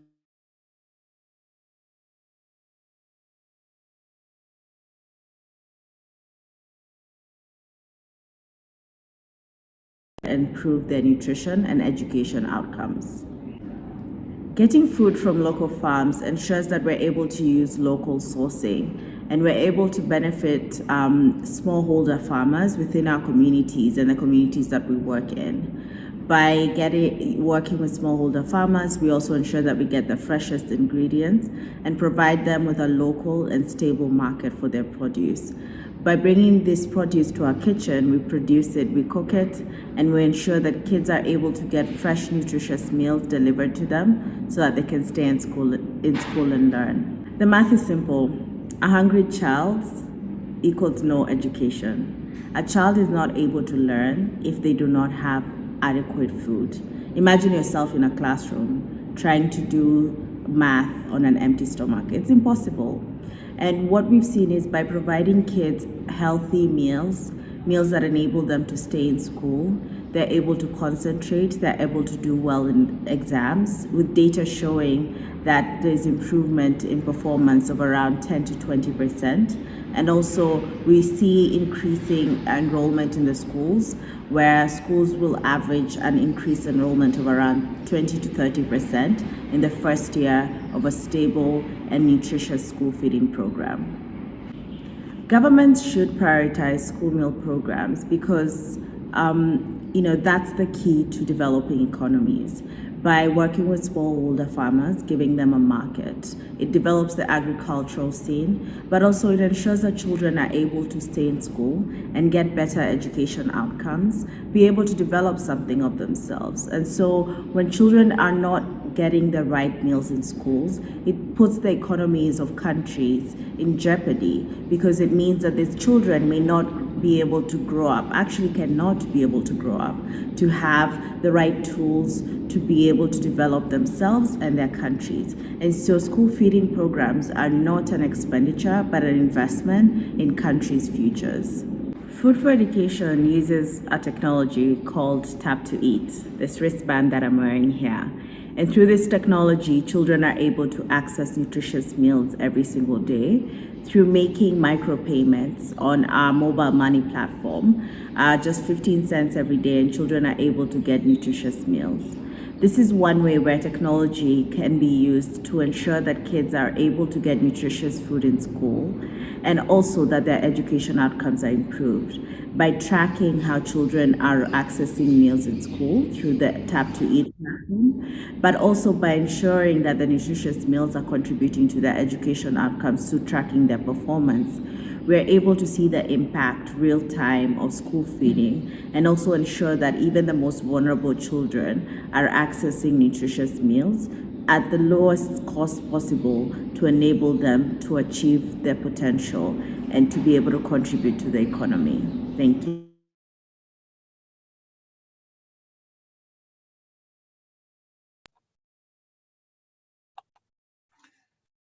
Thank you all very much for the videos. I think they have been quite illustrative and enlightening. With that, why don't we now move into the second session? Also, we are in the last hour of our discussions today, so let's move as quickly as possible. The second session, which will be moderated by Dr. Edward Atai, the UNICEF representative to the African Union and the ECA, we focus more on experience sharing between government partners as well as development partners. For example, from the international financial institutions environment, from the Global Partnership for Education, as well as from the School Needs Coalition. So over to you, Edward. You are muted. Please unmute. Thank you, Chris. Good afternoon. Can you hear me clearly? Correct. At least I can hear you. Excellent, Chris. Okay, thanks, colleagues, and welcome to this session of our conversation that's focusing on financing homegrown school feeding programs. In the previous session, I think you heard about the value of homegrown school feeding in terms of how it contributes to health, nutrition, learning, the economic effects and impact of homegrown school feeding, as well as indeed the social dimensions of homegrown school feeding. You also heard about the multi-sectoral nature of homegrown school feeding, how it brings different sectors together to act in concert to make this a sustainable program. And you've also heard of the systems and elements and what is required to actually ensure that children have food in schools. And this session of our conversation is actually going to look at the financing aspects. And with me are three very eminent colleagues who have been dealing with financing this particular initiative from various perspectives. Let me invite Ms. Veronique Sauvat to put on her video and to wave. I've been checking Secretariat. Hi, Veronique. Thank you very much. And then let me also, Margarita Focus-Licht. Is Margarita with us? Hi, Margarita. I've been looking out for you and I've been missing you. Thank you very much for coming, Margarita. And then Mr. Jawara, are you also with us? Mr. Jawara? Thank you very much. So with my panelists, we are going to have a quick conversation on financing homegrown school feeding. But before we do that, I'd like to just show some basic slides to try and frame the context. I think homegrown school feeding has multiple sources of funds, the external and the domestic, and the public and the private. And the issue is, how do all these elements come together?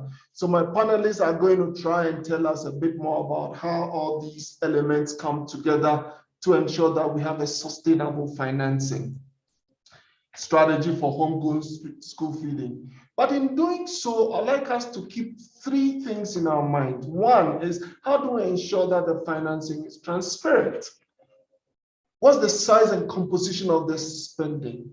The second is, how do we ensure that our financing is efficient, effective, and equitable? But the big elephant in the room is, how do we increase financing? How do we ensure it's adequate and sustainable? So these are some issues that I'd like all of us to keep in mind as we interrogate this particular issue, because without sustainable financing, without more financing, and without better financing of homegrown school feeding, it is impossible for us to harvest and harness the benefits of homegrown school feeding programs. So can we start with Veronique? Veronique is really the task force coordinator of sustainable financing under the School Meals Coalition. Thank you very much once again, Veronique, for coming. As you know, Veronique, can you tell us more about what this financing task force is about and what it will do? Particularly, how will it be beneficial for the countries looking to strengthen their homegrown school feeding programs and more? But the floor is yours, Veronique. Thank you very much, Edward. Sophie, could you display the PowerPoint, please? Yes, Dr. Adai, could you please stop sharing your screen so I can share mine? Perfect. Thanks very much. Good. Thank you. Good morning, dear panelists and participants. And thank you very much for giving the Education Commission and the School Meals Coalition this opportunity to be part of the panel and celebrate with all of you the African Day of School Feeding. I will just wait for our PowerPoint to be on our screen and then present in its broad lines what the School Meals Coalition and in particular the Sustainable Financing Task Force wish to do in support to school feeding. So thank you for being just a bit patient. Apologies, 1 second, something's wrong with my settings. 1 second. No problem. Thank you, Sophie. Thank you very much. We can see your screen. So maybe slide 2.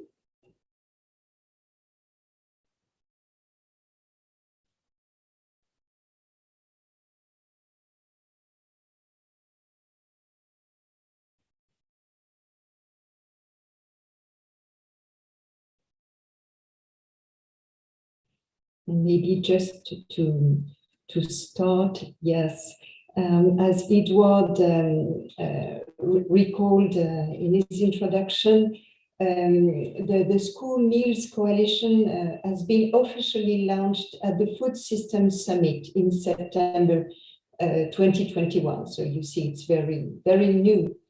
But the coalition already gathers 60 governments, and among them 27 African countries.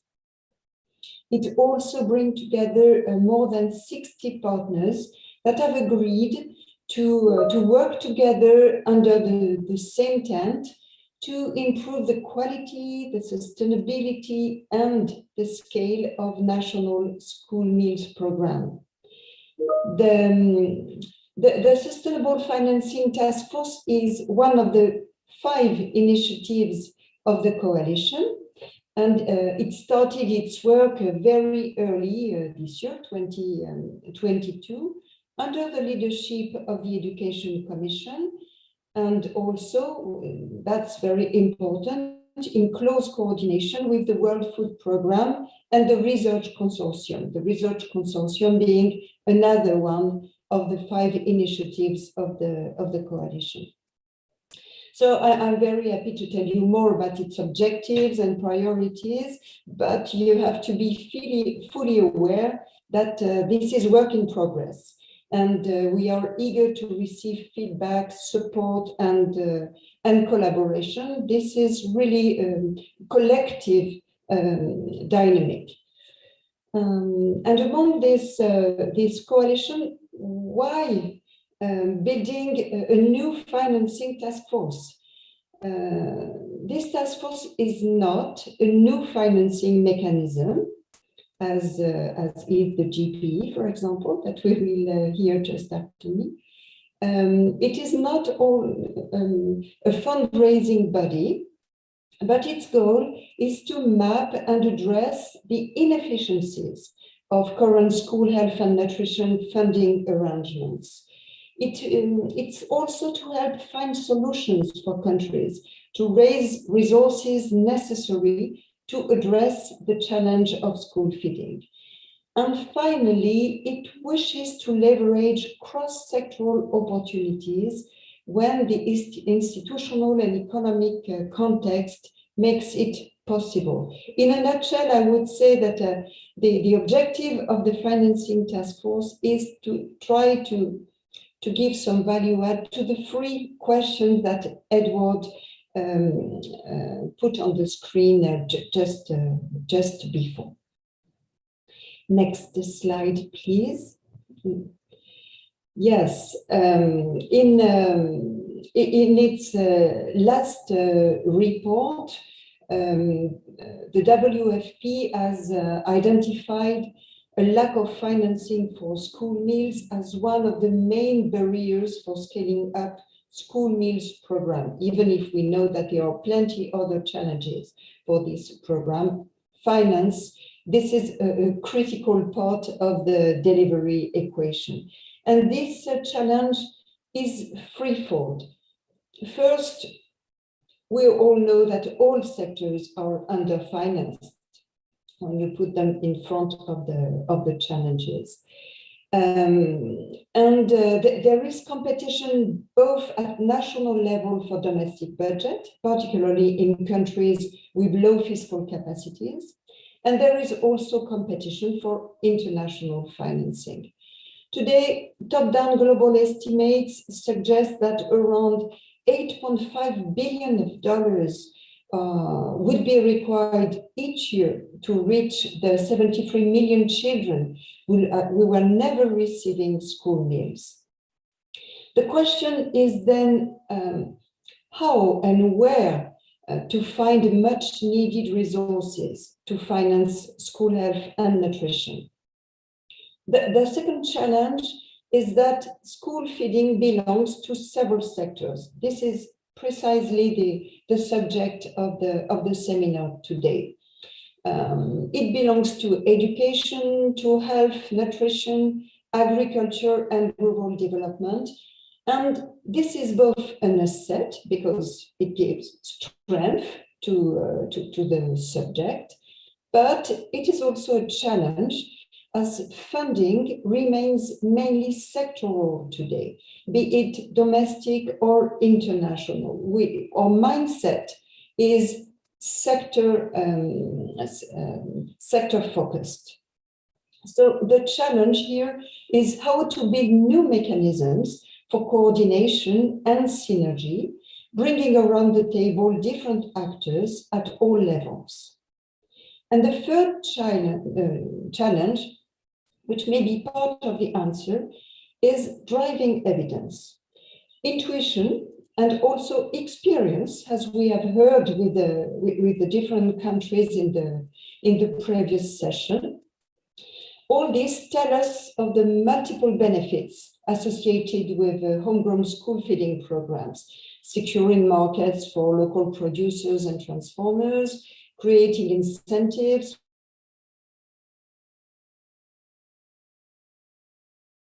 for better quality products, improving bringing children back to schools, etc. But the challenge here is how to drive investment to the right targets and actors and improve spending efficiency to achieve the biggest impact. These challenges in mind, the Sustainable Financing Task Force wishes to create value add by working with countries and with partners to mobilize research and evaluation and build rigorous evidence and measurement. The coalition, with its wide range of member states and stakeholders, should then come in support to decision-making and implementation of country-owned and efficient school feeding policies. So what are our next steps? This is the third slide.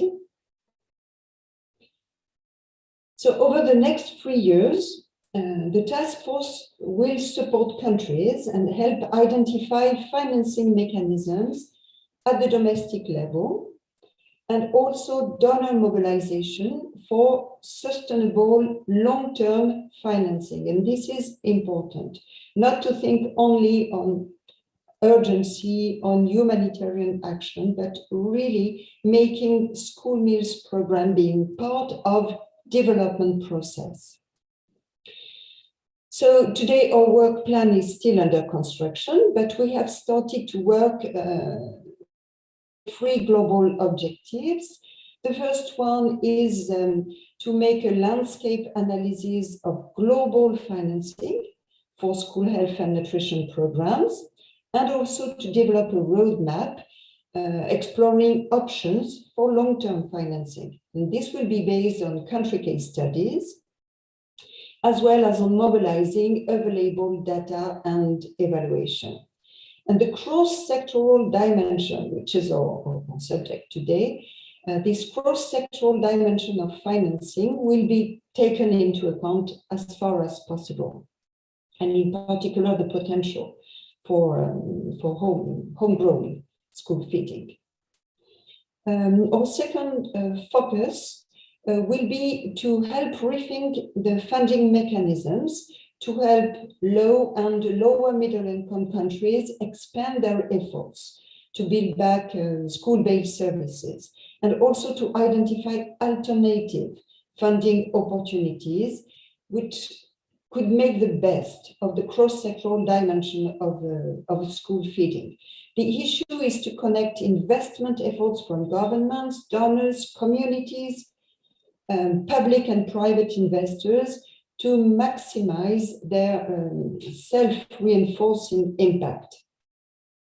And last focus, we will identify opportunities with donors and investors from the multiple sectors to coordinate more effectively around existing and innovative funding, and also to co-invest in programs.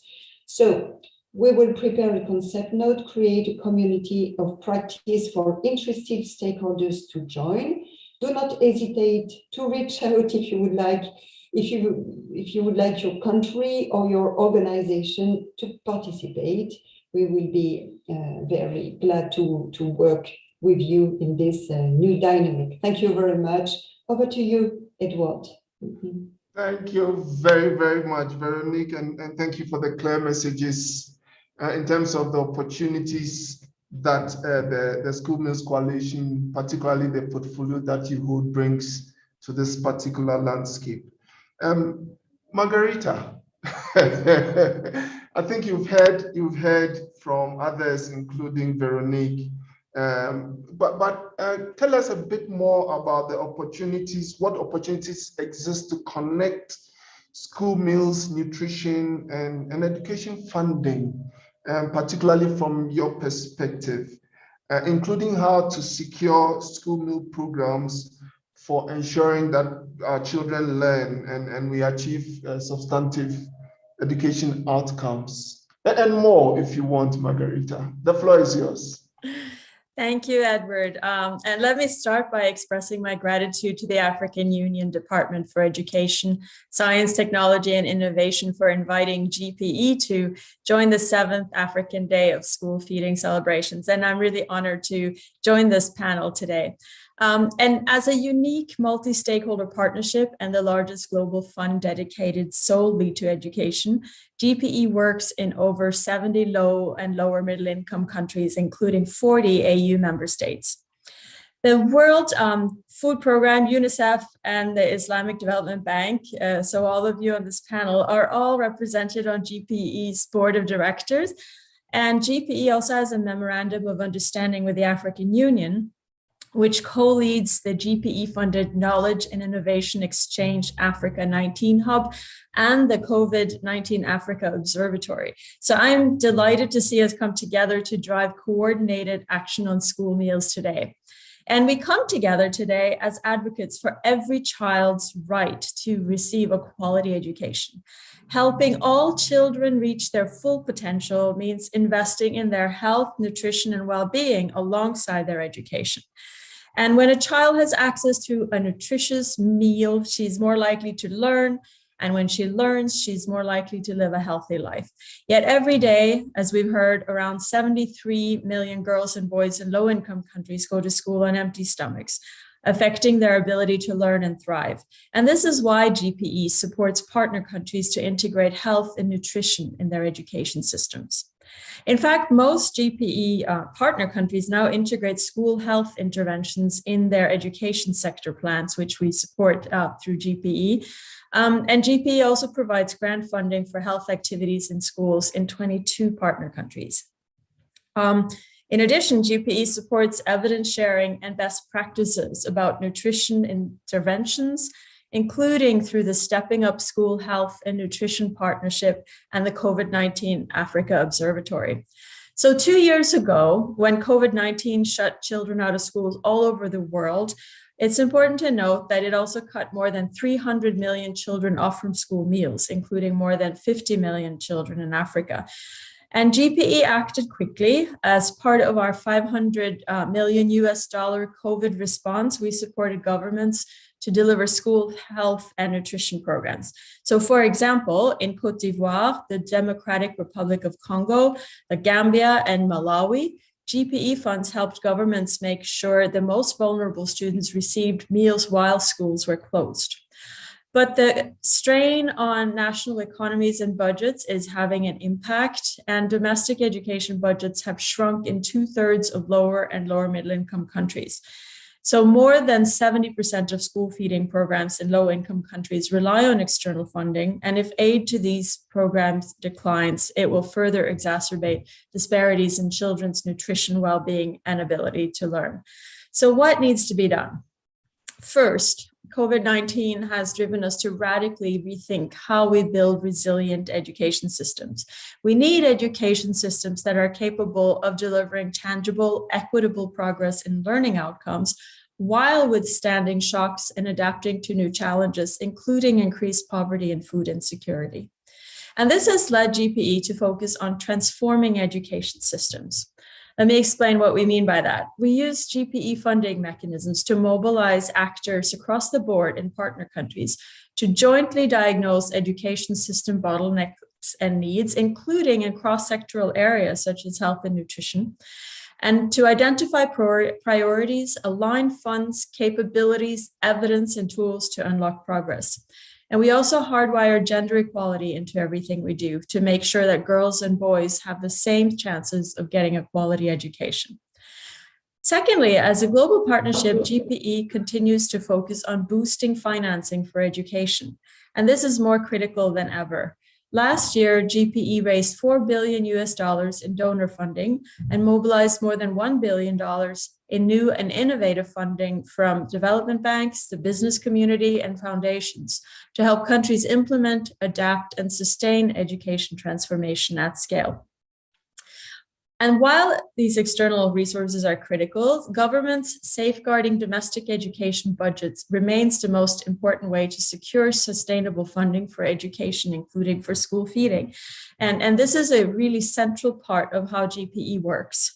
In addition to the efforts we convene at country level to look at domestic financing for education, last year, 20 heads of state and government committed to the heads of state call to action on education finance spearheaded by President Uhuru Kenyatta. And we would welcome more countries to join in making such commitments.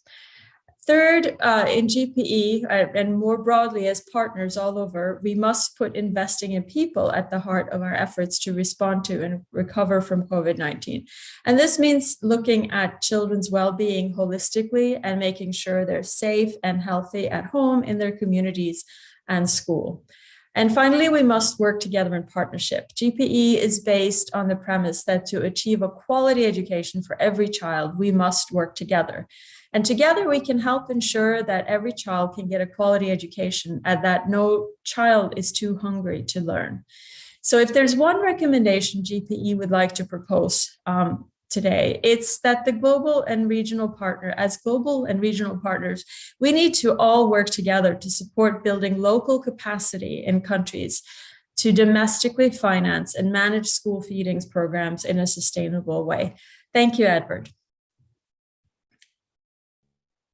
Thank you very, very much, Margarita.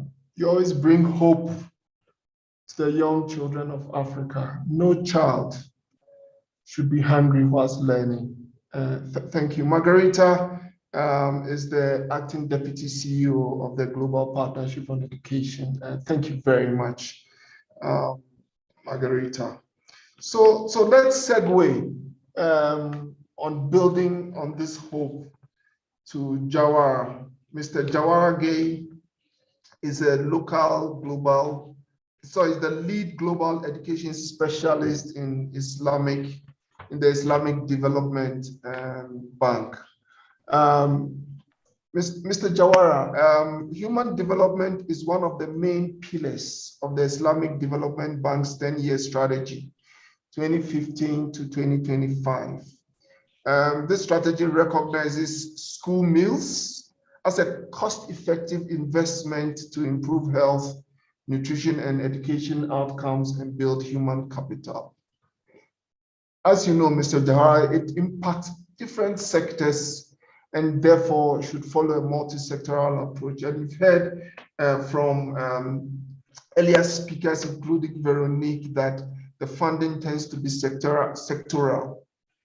So my question to you, Mr. Jawara, is how is the Islamic Development Bank working across different sectors to strengthen human capital in Africa? And what are your recommendations for governments to pursue a multi-sectoral approach to strengthen school meal programs? Mr. Jawara, the floor is yours. Thank you very much, Chairman. It's a pleasure to be here, and we thank the African Union for the invitation. And Mr. Jawara, can you go closer to your microphone, please? We cannot hear you clearly. Can you hear me now? Yes, better. Thanks. Yes, thank you very much. I also want to thank the African Union for the invitation and to salute the colleagues in the panel. It's an opportunity to once again share some of our thoughts. Yes, development partners, we believe, and financial institutions can play a significant role in complementing and enhancing the efficiency of domestic financing for social sector, something that Margarita just alluded to. We believe that acquiring knowledge is a fundamental human right and society-based responsibility in ensuring that every child has an opportunity to fulfill this mandatory obligation. Thus, prompted by this principled need for a strong foundation and knowledge, the ISDB is finds it critically important to provide necessary investments in education in our member countries and Muslim communities in non-member countries alike. In its effort to support our member countries recover from the pandemic, the ISDB strategy 2023-2025 aims at focusing on three overarching objectives that are very much interconnected. One, boosting economic recovery. Two, tackling poverty and building resilience. And thirdly, driving green economic growth. Specifically, the bank has two basic strategic pillars, namely support inclusive human capital development and to develop green, resilient, and sustainable infrastructure. Under the inclusive human capital development pillar, the ISDB will invest in universal health services and the strengthening of health systems. It will also invest in resilience and building of education systems and quality education enhancement. It will also support nutrition and food security, provide social security, social protection rather, build resilience in fragile and conflict situations, and also provide support for medium and small enterprises to create jobs. ISDB seeks to ensure that all social sector strategies, agriculture, education, health, water, and urban, are in sync with each other and aim at strengthening multi-sectoral collaboration and co-location of investments to optimize our impact. Schools play an important pivotal role in educating children, their families, and their communities. The provision of school meals, improving water provision and sanitation, water in schools, sanitation and hygiene facilities in school can play a significant role in improving the learning environment and reducing absenteeism of children while increasing, of course, their nutritional intakes. Adequate sanitation facilities, we believe, are equally important for the girl child to manage her hygiene whilst in school. Thus, our emphasis on a child-friendly WAS facilities in our IDB projects especially at the basic education level, and the establishment of standards based on either government guidelines or on the adoption of standard guidelines that are promoted by sister agencies like UNICEF.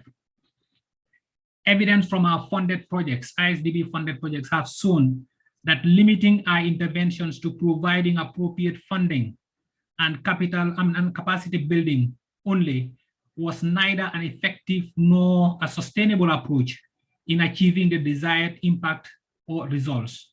Consequently, IDB has launched a tailored innovative solution called economic empowerment, which enables us to target beneficiaries to play an active role in the economic activities supported by the projects, and thereby benefit directly for livelihoods improvements.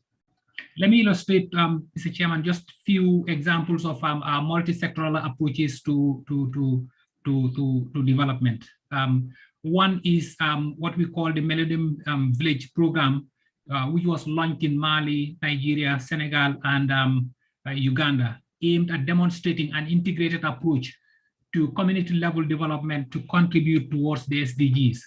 The program, amongst other things, supports increased agricultural production and enhanced nutrition, improving business development and microfinance, promoting universal access to education, retention, and quality provision, strengthening health service provisions, and infrastructure within those communities. And lastly, water and sanitation for consumption.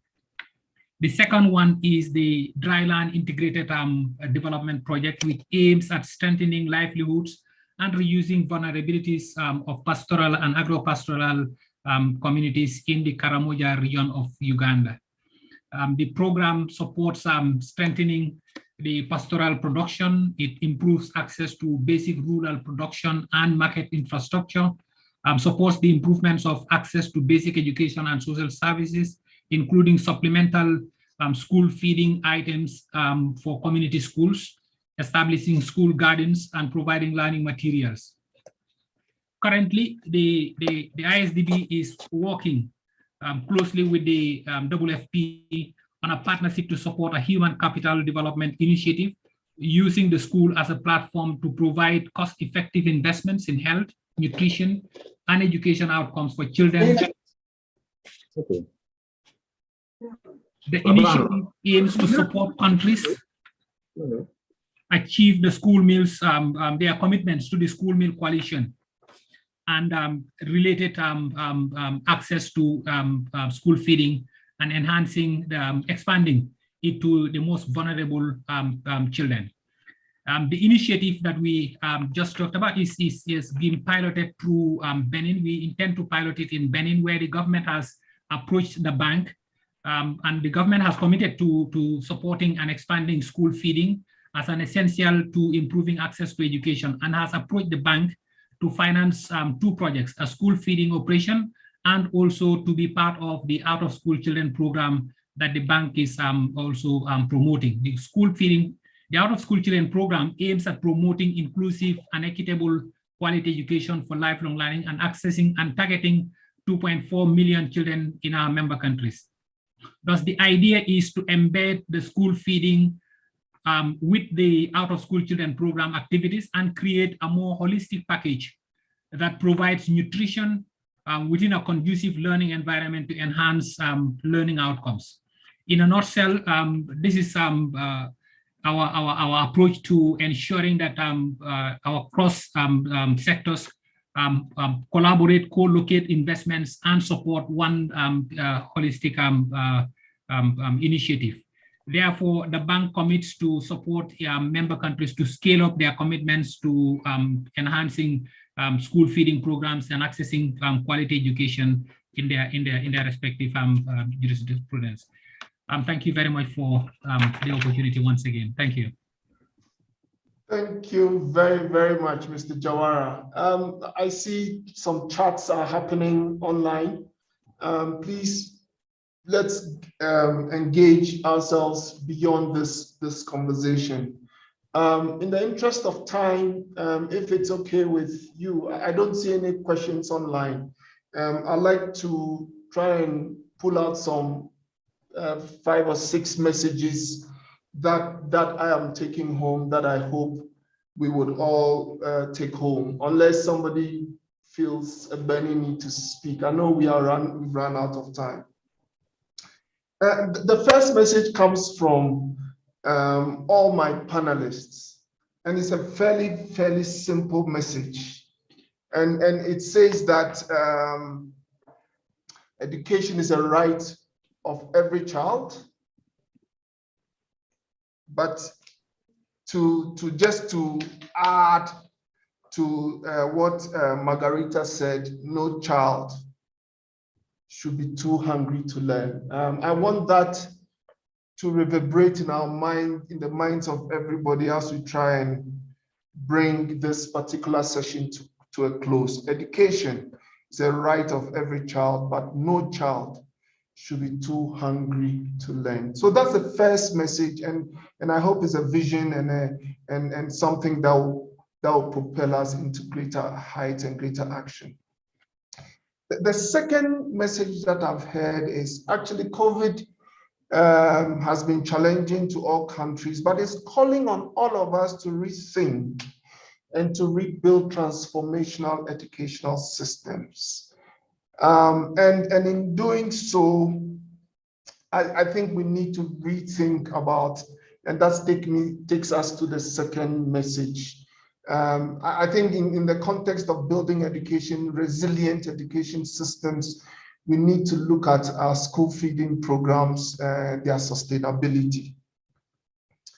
Building this system requires sustainable finance and new innovative approaches to financing education. And all of us are excited by the work that GP and others are doing. But it goes beyond that. It's also about domestic funding, as I showed in my first slide. So resilient education system also requires investments in resilient education financing. So that's the second message that I've heard from this conversation. The third message is that if no child should be too hungry to learn, we need sustainable, we need quality, and we need at scale school feeding programs, particularly for the poor children. And the reality, our reality today is that our school feeding programs, even though they need up to $5.8 billion, they are substantively underfunded. So that for me is my third message. Having a huge and a sustainable and resilient education system with sustainable financing is important. But that is not good enough if the children would go hungry or would be too hungry to learn. And therefore we need sustainable financing. We need sustainable education programs and sustainable financing of our school programs. The fourth message that I have heard is that unfortunately the funding tends to be sectoral, even though all of us agree that the school feeding program is multi-sectoral. So it is important for us to pursue, in addition to looking for more money, to pursue multi-sectoral approaches to funding school feeding programs. And we need to be intentional and we need to be deliberate about that. So a multi-sectoral approach, and thank you, Mr. Jawara, for sharing some thoughts on how we can get increasingly multi-sectoral with our school feeding programs. That takes me on to the fifth message, and you excuse me if I've lost count. The fifth message is that no institution or organization can do it alone. We need coalitions. We need partnerships. We need movements around this. We need to come together based on our comparative advantage to leverage this agenda. And the GPE is a coalition. The school meals program is a coalition, and Mr. Jawara has also indicated the partnerships. So if we take nothing out of this session, let's take a simple message that we need to work together and in partnership. And the last message that I'm taking home is that help is available. To all member states, help is available. Each of my panelists has shown how they are working with countries. Let us take full advantage of this help. Let us take advantage of the help that the School Feeding Coalition is offering to help us rethink the funding mechanisms for our programs and for school feeding. Let's take advantage of the innovative financing available through GPE to help us take things to scale as we transform education systems to make them more resilient. And let's take the help that is available from the Islamic Bank to make education indeed a right of every child. And more importantly, create the conditions where no child needs to be hungry. No child has to be too hungry to learn. So let me thank all of you for engaging with this session. This session has been a session on sustainable financing. It is about looking for innovative financing mechanisms, but it's about putting innovative financing mechanism in the larger context of financing education and creating a resilient education systems, resilient education system. I thank you, Veronique. I thank you, Margarita. I thank you, Mr. Jawara. And I hand over back to you, Chris.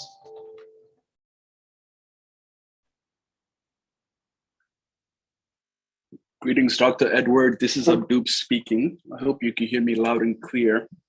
Dr. Chris had connectivity issues and asked me to speak on his behalf. And with that, I want to also thank you for the excellent work done moderating this session, and to the representatives of GPE, Global School Meals Coalition, and the Islamic Development Bank. Nothing much to add beyond what you've already recapped, and for the interest of time, I would suggest we go to the next session, which will now look at the launch of the School Feeding, a Guide for Teachers in Africa. This will be led by Ms. Yumiko, the director of the UNESCO International Institute for Capacity Building in Africa. I will check to see if she's available online to take over this session. Hello, Over to yes, you, I Ms. am. Excellent. So I'll hand it over to you. And I see you have a PowerPoint presentation ready to go. So thank you. Thank you very much, Chair. Can you see the PowerPoint? It is loading. Loading, okay. So, please let me know when you can see. And if I have a PowerPoint, it doesn't look like I can use the video. So please excuse me, I'll be just on my voice. Okay, no, excellent. That works fine. We're still waiting for the PowerPoint to load. PowerPoint is still loading? Oh dear. To my screen, unless it's reflecting for other Can colleagues. You see? But no, it's still loading. Oh dear. Could maybe somebody can I stop share and then could somebody share it from your end? I will check with Mitch. Mitch, would you have an extra copy, the backup copy for Ms. Yumiko's PowerPoint presentation?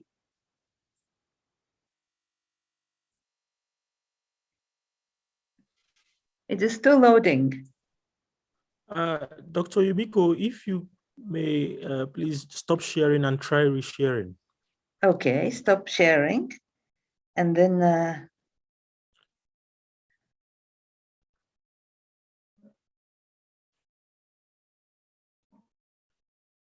great, we can see now. You can see now. Okay, perfect. I don't know how to okay. So thank you very much for this opportunity.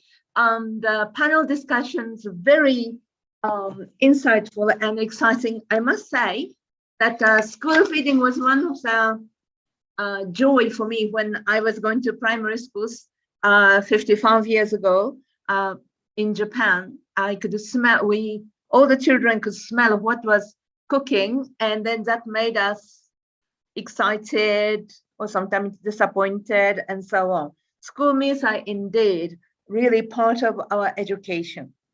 So my name is Yumiko and I work for UNESCO ICBA. ICBA is delighted to be associated with the 7th African Day of School Feeding because investment in children is investment in human capital, as it was said before, and very, very important. Then our institute ICBA is a Category 1 institute established by the UNESCO General Assembly in 1999. So we are a little or above 20 years. And we are mandated to strengthen teacher policy and teacher development in Africa. Our strategic goals include increasing the supply of qualified teachers and enhancing teacher support and motivation among member states in Africa for quality education for all.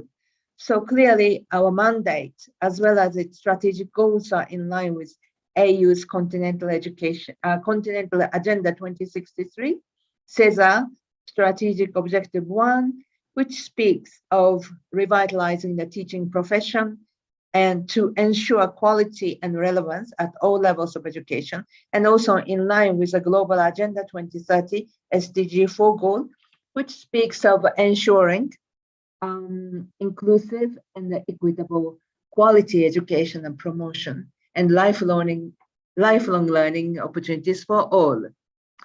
So why do we talk about school feeding? It has already been discussed, but school feeding programs are critical to achieving SDG goal of inclusive and equitable learning opportunities. There is ample research evidence that children who are well nourished will be learning better, and the schools play also critical role in nutrition, education outcomes, and lifelong development, and even more.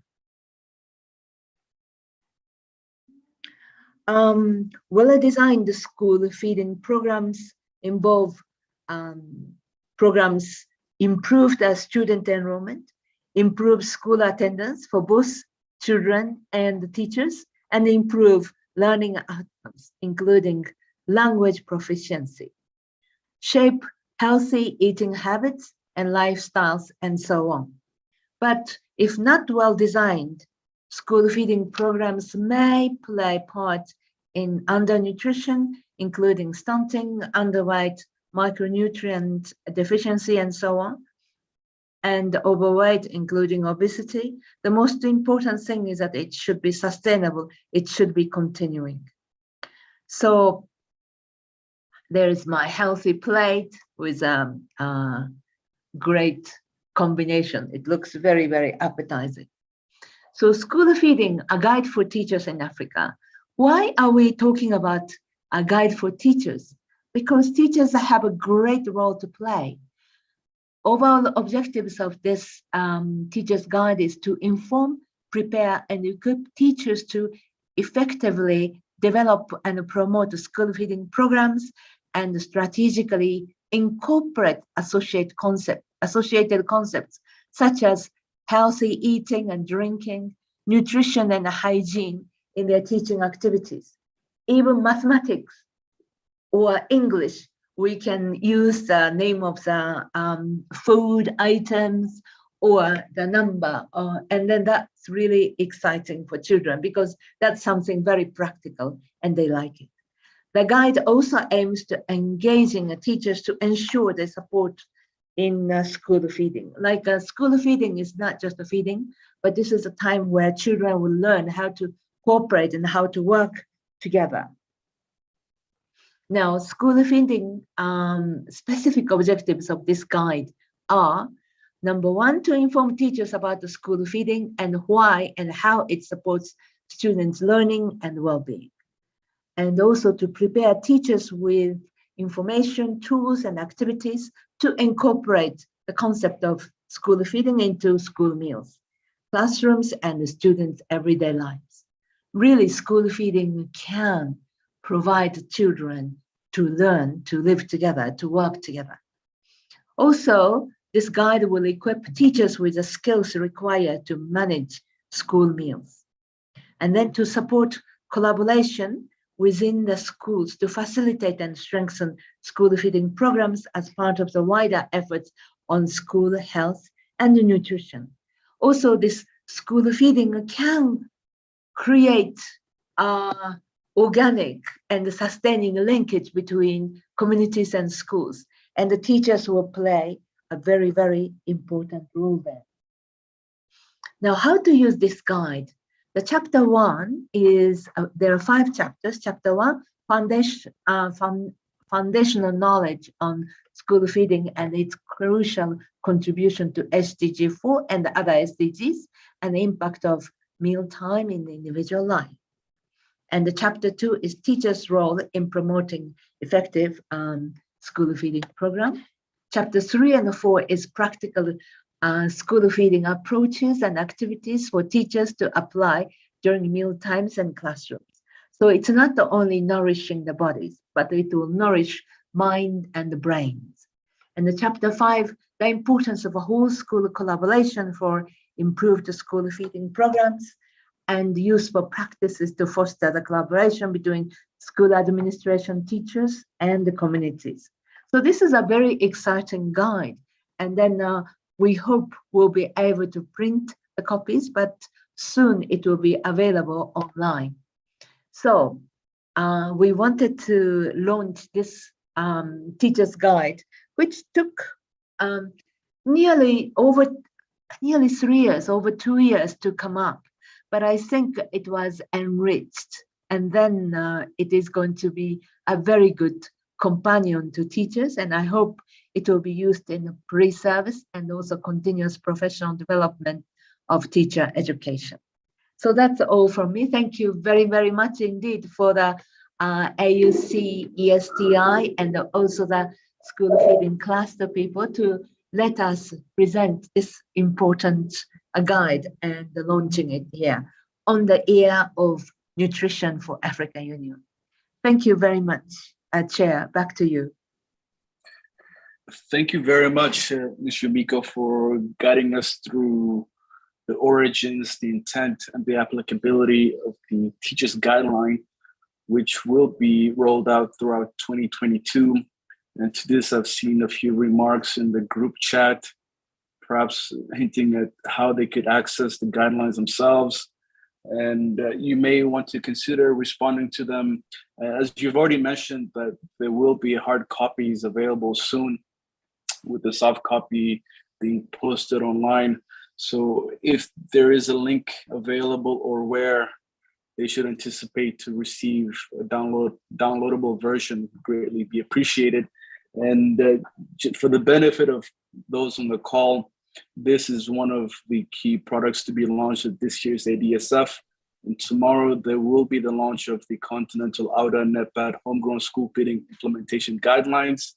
The hope is that both guidelines will complement each other, and as they roll out throughout the region, that it will be done in a synergized manner. But the details will follow soon. Let me also thank Yumiko once again for the well-done presentation and brief on the guidelines themselves. With that being said, we could then transition to our closing session, which will be led by Dr. Hamid Nuru, the director of the WFP African Union Global Office and representative to the African Union Commission and the UN Economic Commission for Africa. Dr. Nuru, please, the floor is open for you to take over. Thank you very much, Abdul. On behalf of Dr. Christo, can I get confirmation that you can hear me clearly, please? Yes, sir. We can hear you loud and clear. Excellent. Okay. So once again, thank you very much. Representatives of the AU Commission, AU member states, international organizations, distinguished guests, Esteemed ladies and gentlemen, let me just say all protocol observed. I'm very pleased really to be joining you today, and I wish to extend my gratitude to all the officials from the member states and developing partners and the distinguished experts and policymakers, as well as observers who are on this call today. It's really remarkable because we started off with about 80 participants, and then towards the peak, we got to 126. And right now we are at about 115, which means that this has been a very exciting and very fulfilling session. So I'll try not to complicate things by making it too long in terms of the closing session. We're not too far, we're only about 10 minutes over time right now. But this is really a very opportune moment for us, as this year's Africa Day for School Feeding, which is the 7th, takes place at a very important time. Of course, it's taking place as a follow-up or as an aftermath to the UN Food System Summit, which the primary game was looking at game-changing solutions and looking at a common African position. So this is really a very important time, and also because it is coming on the back of the theme for the AU for this year, which is nutrition and food security based as well. May I just deviate a little second just to say that I would like to give credit to all the teams that have helped and the participants to put this all together. At the same time, I would like to recognize that despite the fact that we've had COVID ongoing for the last 2 years, we have still persevered in terms of holding regularly this Africa Day school, for school feeding. And I think it's very important, and it's testimony to our determination and to our enthusiasm to try to see how we can really push this agenda. Let me go very quickly through the sessions for today and look at the summary of the program. The scene setting was done by Ms. Kamku Kaba, Mr. Edwin, and Patrick from SERFAM. Collectively, they spoke about a homegrown school feeding cluster development of a white paper, which aims to build on existing evidence and lessons learned from the field in a variety of contexts. And it also helped to present the case of the importance of homegrown school feeding and for building resilience on food systems and to improve nutrition and raising the profile of homegrown school feeding, which I think they did in a very good way. I would like to just point out that a lot has been done already. We did have a bit of a lapse during the COVID period, but I think things are coming back on track right now. So we're not starting from scratch. We're not reinventing the wheel. We're building on existing platforms which have been there. And I really want to take a note of the call to action by Patrick, Director of SERFAM, in terms of how we can move forward. The first session was moderated by Ms. Sepolani from Botswana, from SADC region. And this really had to look at country exchanges. And of course, there are many, many countries which have been involved and are still ongoing in terms of homegrown school feeding. This was really looking at it from a very technical perspective, a technical update from member states and how they were speaking towards the school meal programs, in their respective countries. And I think what really came out very clear there was the need for a multi-sectoral approach, which is very, very critical. Mr. Haji Sek was talking on behalf of Senegal. And of course, we all know that the president of the Africa Union Commission for this year is His Excellency, President Macky Sall from Senegal. And I think one of his very first announcements on the day that he took over was this significant funding to the budget that goes towards homegrown school feeding in Senegal. We would like to see this being emulated, and we are sure that him coming in as a new president and making this very big, bold statement will encourage all the other member states as well to also put forward more funding and support towards this. Dr. Gilham Faoud from Egypt, I think, came in also and spoke very, very actively on what is happening in Egypt and the use of school feeding being promoted as a nutrition-sensitive safety net. And I think I will really be amiss if I don't say that in my visit to Egypt, I've been to Luxor several times, and I've seen firsthand really the commitment of the Egyptian government and how the success of school feeding is really coming up so strong in Egypt. Ms. Rose Baguma from Rwanda also came in, and she spoke about how we can fill the nutrient gap analysis and looking at their experience in Rwanda in terms of procurement in terms of the government's support towards Rwanda school meal program. I think this has been really, really very enriching. And I think from her perspective also, this analysis, the analytical aspect of it came in, because analysis helps to drive policy with evidence base. So we really like to thank her also for that.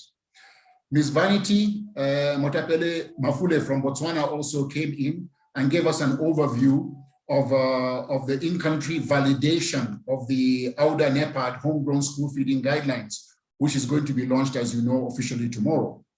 And also included, she was speaking about how the validation took place and what were the useful takeaways from this exercise. Now, Botswana is a country which has been involved in homegrown school feeding since 1966. So we're talking about 55, 56 plus years. So a lot of wealth of experience and also, you know, takeaways that we can learn from Botswana also in that regard.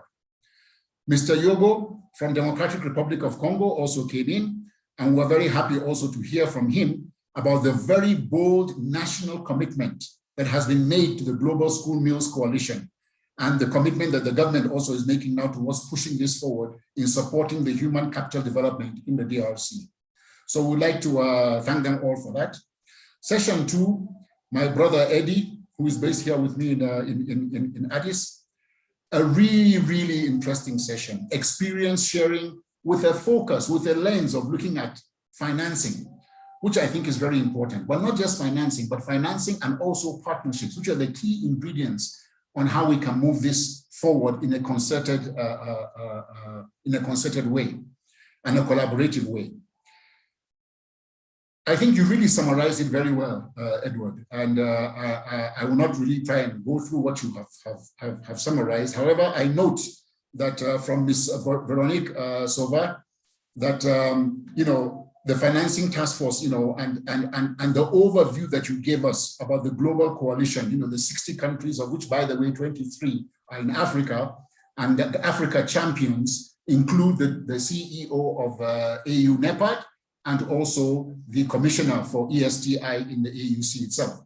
So I think this was really good overview regarding what the task force is doing, the financing task force is doing, and what they intend to do, and to, you know, to strengthen homegrown school feeding programs respectively. I would also like to point out here that looking at the funding mechanisms and the coordination is very important, and she made mention also of the funding evidence. We have a lot of lessons learned. We have a lot of experience. It's how to package that now in evidence-based packaging and selling this to policymakers and decision makers and finance and development leadership, you know, in our countries, which is very important. So thank you very much, really, for that. And I really appreciate also the fact that you're looking at the new funding mechanisms. Miss Margarita has also come in after Veronique, and again was explaining to us about the global partnership for education and what is being done at that global level. I think really she outlined quite a lot in terms of coordinated action in homegrown school feeding and school meals in general. She also talked about integrating health and nutrition into school meals. So it's not just one, you know, a single sector, but different sectors that can come in together.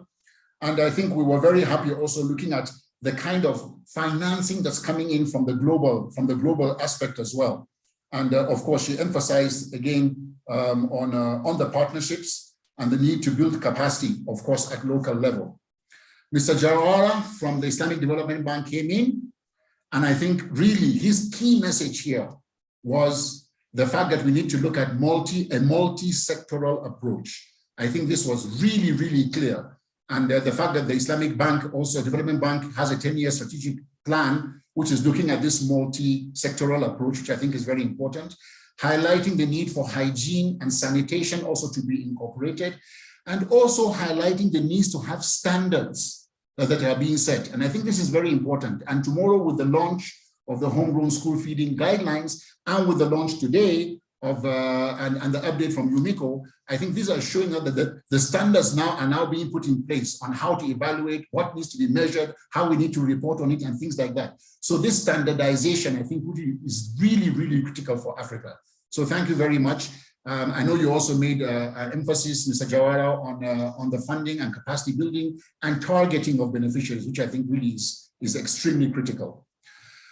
Yumiko, my sister, Director of UNESCO here, thank you very much again for your participation and your overall guide for the role now of the teachers, because this is very important. It's not only for kids, it's also for teachers, and they play a very integral role in how this can also be rolled out. So this is complementary. The guideline for teachers is complementary to the guideline for tomorrow, which is the overall guideline. And I think this holistic approach is something which is very important. Teachers play a critical role, and I'll just give you one on a lighter note. I'll give you an example. When I was country director in India, I was there for 4 years. We have very, very extensive homegrown school feeding programs in India. In fact, India feeds about 120 million kids every day, every single day, with hot school meals. And in one of the places I visited in Odisha state, in a district called Gajapati, there was always 100% attendance in school by kids on the day when they feed eggs. When they give eggs twice a week, on Monday and Thursday. And whenever it's Monday and Thursday, there's 100% attendance by the kids. And also I noted that there was 100% attendance also by the teachers on that day as well. So just showing you that there's a lot of integration between teachers and pupils also on that. Anyway, I would like to close formally now by saying that really the insights and the lessons and experiences that we've shared today here have been invaluable. And from a technical point of view, the event has been a success because of your willingness to share your expertise and your experiences and your lessons learned with us. And really having 120 odd participants for literally more than half a day on this has shown that we are all on the same page. We are all singing from the same hymn sheet. And we need to really push this agenda forward. The time is now. We need to move now. Let's use the theme of the year for the African Union now to really push this agenda forward.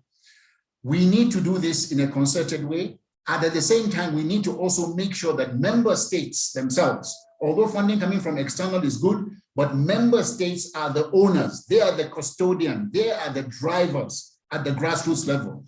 What do we need to do to empower them so that they can push this agenda forward? Because the benefits of homegrown school feeding are win-win-win kind of situation. So let me express my deep appreciation on behalf of the AUC for your time and for your active engagement. And I would like to say that this is not over. Tomorrow we have the main session as well tomorrow. And we also need to reflect some of the actions that we have and the questions and responses from today's presentations in the communique, which is now being developed now, and I'm sure we'll hear that tomorrow.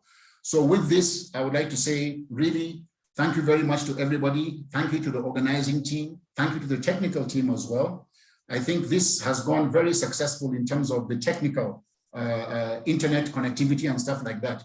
We really had it very well. So all the best, and we'll meet again tomorrow. Thank you very much. With that, I want to officially close this session today. Thank you.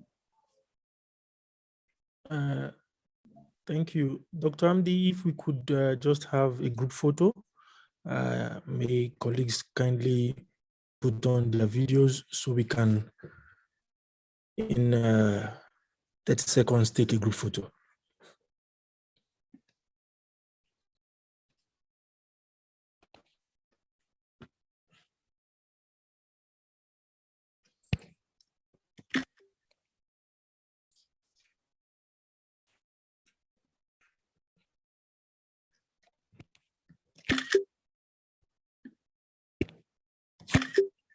Perfect. Thank you. Okay. Thank you very much. Have a good day. Stay safe, and we'll see you again tomorrow. Thank you. Goodbye, everybody. Thank you. Bye-bye. Goodbye.